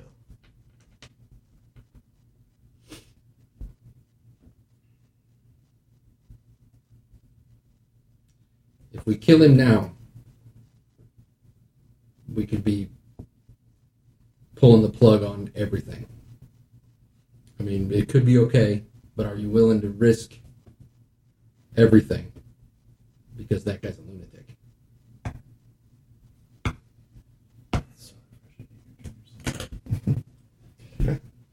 I mean, if we don't kill him now, and he does something, then we gotta watch him do it to Marlene. Obviously, we're not gonna sit here and watch him do it to Marlene. So that means we're gonna kill him. When he tries something, it might be too late. Or we kill him later when we're in the middle of the fucking camp. He asked me something that was a little strange, and you said to go with it. maybe as we can use that as a show of faithfulness, as a bargaining chip, something. If this Paul Carver needs me to replace someone, then maybe we can convince him to take care of Yak for us. Maybe. I think they had like a transaction going. That's what seemed. Wait, let's see if I have the right character. I do not have the right character for this. No, he does not say that. I don't know. I don't know what the relationship is. How far away are you guys? I mean, from the rest of us. Oh, we're right there. Okay. Yeah, well, just so that like Yak doesn't hear us. Right. All right. I assume it's like, I mean, if we're following like 2 by 2, it's probably you gotta have enough space for each horse, right? Right. So All right. Maybe we camp early. Marlene lights a cigarette, and she's like, "Look, I got my shit together. That'll be okay. Don't blow the plan. Just roll with it."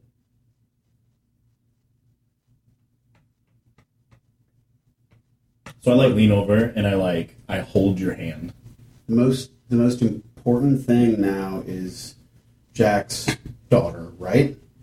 No, the most important thing is Jack's daughter and us. Okay, so right. Okay, so then let me rephrase. Getting out of here alive with Jack's daughter, right? Yeah. Then I can roll with whatever Yak throws at me. It's fine. What if you ask for Jack's daughter? What if you ask for Jack's daughter? I could, but that not necessarily. I mean, if he's someone of extremes, he might not want that.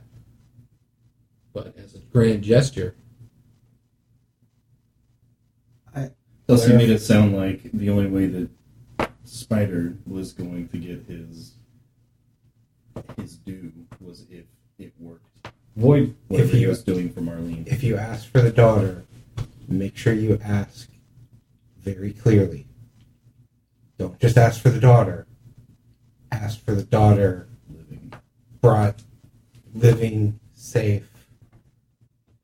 Whatever the wording is that we need to come up with. Void pulls up.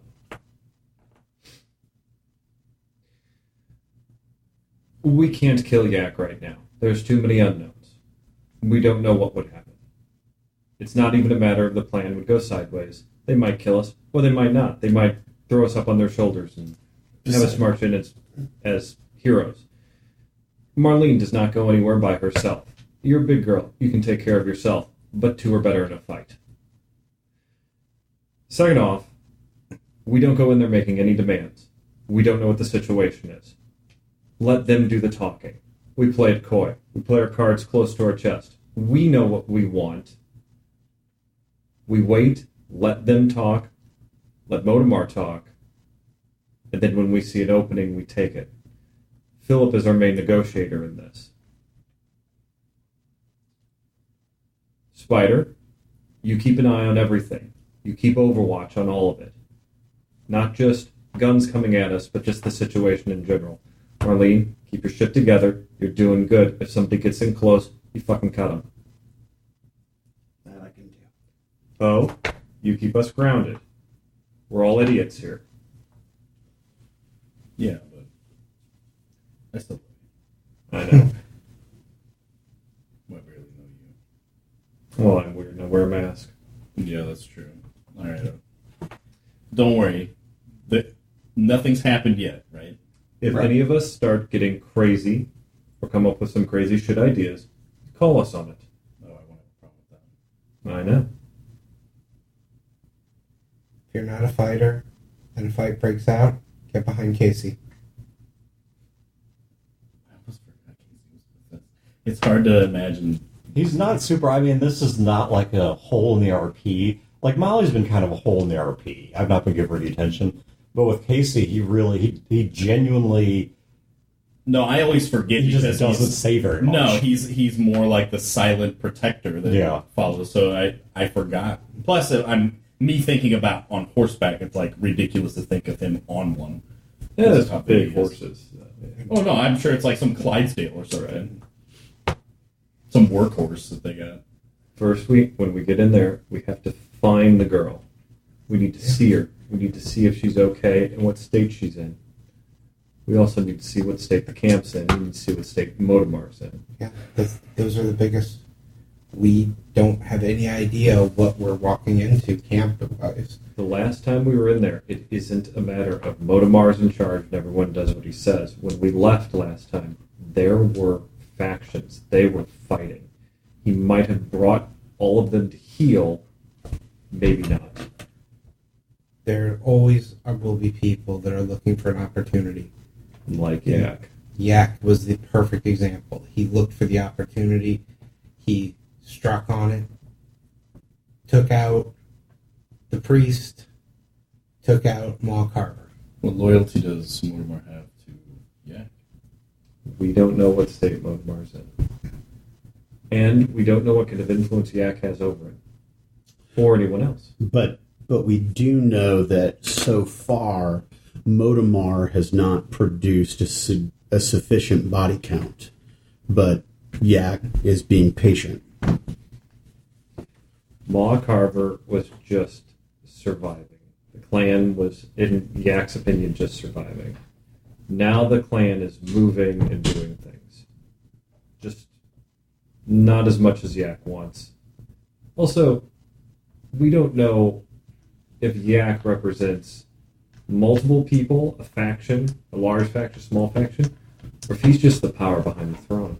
Or if he's all talk. The man's full of shit. I would love to believe that he's all talk. But I mean, you said it yourself. He was the spearhead of the last... He was able to make the right move at the right time. The So door he's not opened. stupid. The door opened and he walked through it. Right, but he's impulsive. I mean, he killed that Benny guy because... No. I don't think that's impulsive. No. Think about it. 1, 2, 3, 4. He might be on speed. He might be going a mile. His mouth is going a mile a minute. But there's an order. There's rules. There's a way that he follows. We just don't fully understand it. We see the violence. We see the horror. We see what they're doing. But we don't ask why. Right. If they have rules, we can follow the rules. Well, we can change the rules. We can manipulate the rules. That's what we need to do. When he cuts the head off of one of his people and gives it to Marlene, we need to ask why. 1, 2, 3, 4.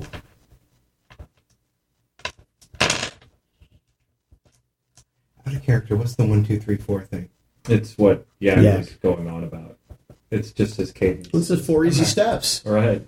Gotcha. He was making the point that everything has an order to it. right. There's what Okay. Chad just said. I thought I missed something when I was grabbing a water. water earlier. No. All right. Does that sound good? Yeah. There's no good, but it's the best we've got. We can do this. Keep loose. Stick to the general framework of a plan. We might be able to make it through this. I think that's a good stopping point. Yeah, I was going to say, is that I think if you guys actually reach the Carver camp, that's a whole new plot section. Well, no, I think that was a great Void moment too, because you're starting to see, and I don't know if this is intentional or if I'm inferring it, but you're starting to see Void and Lee and that line between them begin to blur. Probably talking to Casey as two people. Yeah. Yeah, he took the mask off. Yeah. To say and apologize to Lee. But but right now, right? Yeah, and that was another thing that I didn't say, but let me put a pin in that.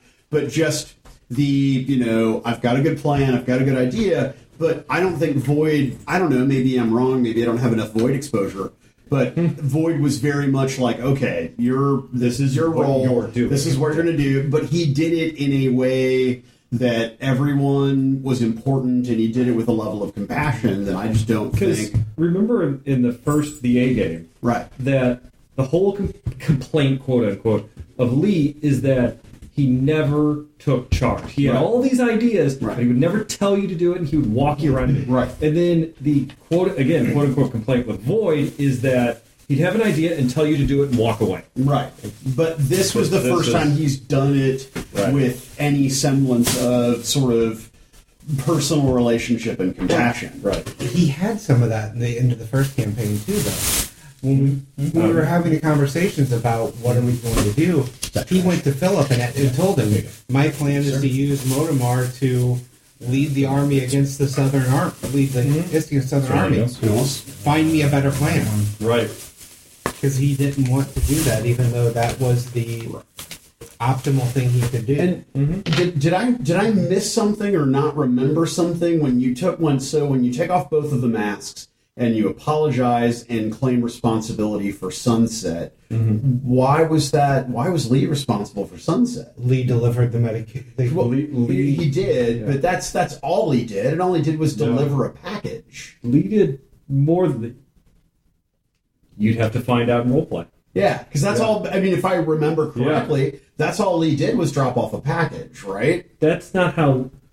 Mechanically, yes, that's Okay. all Lee did, but that's not how Lee sees it. Gotcha. Well, that makes sense. I mean, the whole guilt. Yeah. Think about it this way: if Scott is a character that wouldn't have felt that type of guilt, but Right. if Scott had delivered the shots that he did, didn't know what they were, and Gil died, He would have felt responsible on some Yes. level, sure. And then Lee is a character that actually feels a lot more of that than Right, say, yeah. Scott would. Scott would have felt some guilt for it, but not like Lee feels a lot of guilt. all the way back in the very, very first game, for Lee, up until the point where Sunset died. When Sunset died, that changed everything for Lee. Right. It was a game. It was a game, and he was playing it, and he was going to outsmart it, and he was going to beat him, and he was going to beat him by playing his own game, and he was on top of it, and then all of that bullshit, a man died. Right. And he died because Lee was playing this game. And he feels an immense amount of guilt and I responsibility for it. loved in this that Marlene actually asked the question of, how are you all okay with this? Right. Because it gave Philip a chance to give his answer.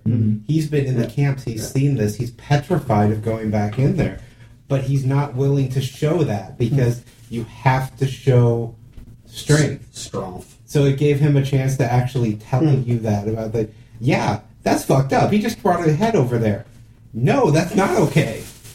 But he's not going to show That's it. terrifying. Well, it's something I want to reiterate for the sake of the audience, because I know you guys are good on this, but I just want to reiterate it for their sake, is when we kicked off this game, we sat down, we went over not just a group template, but also sort of a player to GM sort of worksheet of basically saying, what are you comfortable with, what are you not comfortable with? And one of the things we put on there that we are not going to include in the game is sexual violence. Right. Now, if you were to ask me at the pure world building level, is there sexual violence in the world? The answer is yes. If you were to ask me once again at a purely detached level, do the IS engage in sexual violence? The answer is yes. But the fears that are being expressed by the characters do not reflect the direction that I, as a GM, am taking the game. The trip to the Carver clan camp is not going to become Marlene make a strength check to Right. You know, Yeah, no, that's not And where- always sunny. Yeah, and I never expected that. But Yeah. the world out. So the thing is that So I want to make them unsettling. I Right. want to leave certain fears kind of open, but that doesn't mean that I, as a game master, have to actually engage those or do those. And so you don't have to worry that this or any future episode is going to devolve into some kind of really whacked out, Disgusting, I'm not going to take the game there. You're very good at throwing something in that just, it's not gratuitous, it's not, not right in your face, but something that is capable of bringing that all back to the front. This session, a good example is he walked over, he killed the other person, brought the head back. That wasn't gratuitous. We never saw it. We never saw any of that. You never even saw the head. But knowing that, okay, he went over, he did that, does that make it visceral? Yeah. Yeah, The same thing in the first part of the campaign. Right. When we saw the person being crucified, Right. that alone was big. But then we asked the question, what did he do? What did he be punished for? Right. And the answer was, oh no, he volunteered to help teach the children. Right. Things like that are adding the context. Well, to it. because she He's was very good at making she it was unnerving. mentally deranged, not just She psychologically. was a sweetheart. But she was also actually, she had a brain damaging disease. And she was telling the Easter story. And so she had, I think, 3 people being crucified. And to get the Easter story right, what does at least one of them have to be? Innocent. Innocent. And so that was the point of the display, was that one of them was innocent. And so, but I mean, yeah, now that was a little more on camera. But I mean, yeah, you're right, that the death that I did in this game, literally none of the violence was shown. I don't think anyone even opened the bag. I mean, the head was in the bag. You know, but so once again, I don't want to reiterate to the audience, you don't have to worry that the next game is just going to completely go into some horrible ass, you know. I mean, there's going to be some disturbing content. I can pretty much guarantee you that, but it's not. This is not going to become some. You do a exercise. great job of painting it without being gratuitous. That is one of the strengths of your sharing of the setting. Agreed. You can make it fully disturbing without anything truly happening. Well, if my note now. comes to fruition, Oh, it will. Okay. If Broder gave me a real game note, I am not going to read because of the fact that it simply hasn't come to pass yet. It's going to occur in the next session. Yeah. So I'm not going to read it. then shit's gonna be real disturbing. I'm not going to read it to anyone, to the players or to the audience. Marley's To- twin sister, faceless. Momo or whatever that is. That meme is going around Oh, right yeah. now. It's still the scariest thing of the game. No, for sure. Especially now that she's discovered humor. No, I know what the note said. Marlene is the trap. Yeah, yo, God, wouldn't that be awesome? Got a dick, Dr. Poe! If I would have known, you had a better chance. Wow. Okay. I just get done trying to reassure the audience, and then you guys go there. It's not cheating on my wife if I'm taking it in the butt. I know that's pretty Well, cool. you know, the wise man once said eating's not cheating. That was Schwarzenegger. Eating's not cheating. Oh, Yeah. Schwarzenegger's not wise at that point in his No, life. he was not wise at that point in his life, and that nanny was gross. Yeah, so, anywho, any other post-game commentary? It was good. No, it was a good set. It was very uncomfortable, very tense. I felt very bad for Lee and this whole sad thing. I felt bad for Chad trying to bounce between 2 characters. That's tough. You know, actually, it was a little jarring, to be honest, because there were a few times where I was like, I don't know who the fuck's talking right now. Yeah, So, there yeah. were a few this we can time. give you a visual cue of hold one thing if you're playing Lee. Hold on. I need like one of those sticks with a mask on it. That's just black. It wasn't. Yeah, just black. swamp It here. wasn't a problem in previous sessions because Void talked so differently. With some of Lee coming out of Void, Right. Void is talking more conversationally Well, and more. I saw something, at least I think I saw something just kind of reading between the lines here. As a game master, one of the great things about having multiple NPCs is if there's an idea I want to communicate, obviously the knowledge, the perspective, the personality varies from one to the next. Right. So even if NPC X wouldn't know or say this, NPC Y does, so I just have to kind of have the right person there at the right time. And it seemed like Chad was doing the same thing with Gil and Void. It's like, Gil wouldn't say this, but Void would. Yeah. And so that gave you the ability to sort of switch between different roles and voices. One of sort of, one that has the world very complex and one that has the world very simple. Yeah. And it gave you the ability to shift perspectives. It only tripped me up once when I was talking to Junior, and I think that Gil was saying something. I don't remember what the conversation was, but then I was having him talk about something that he wouldn't have known, but Gil would have. Right. And then I'm like, oh, no, Gil doesn't know that, and I had to retrace it. So So here's your homework for next game So session. Void would have. So, Chad, your homework's very simple. Yeah. You just need to walk into the hardware store, into the paint section, and get a paint stir stick, and then get some black poster board and cut out a big oval, and then glue it, hot glue it to the stick, and then just hold that black void over your I face. say we give him a little plastic skull and a little coin. Or he shaves one side of his goatee and he turns for you. So then, That's the character. So then, Eric's homework is a little bit more complicated because he's going to need to find a costume shop in June, because you're gonna have to get a Walking Dead Daryl necklace of ears. So when you're Motomar, you put the necklace of ears on. When he's Motomar, it's time for business. Oh shit! There we go. Yeah. You better go commando that day. Go to see some dick. Marlene's a trap now? She's got some dick. God, that reminds me of a story that I can't tell on the mic. Save it for the negative episode. So, anyways, all right. Thank you guys for listening, and we will catch you in several weeks for the next episode.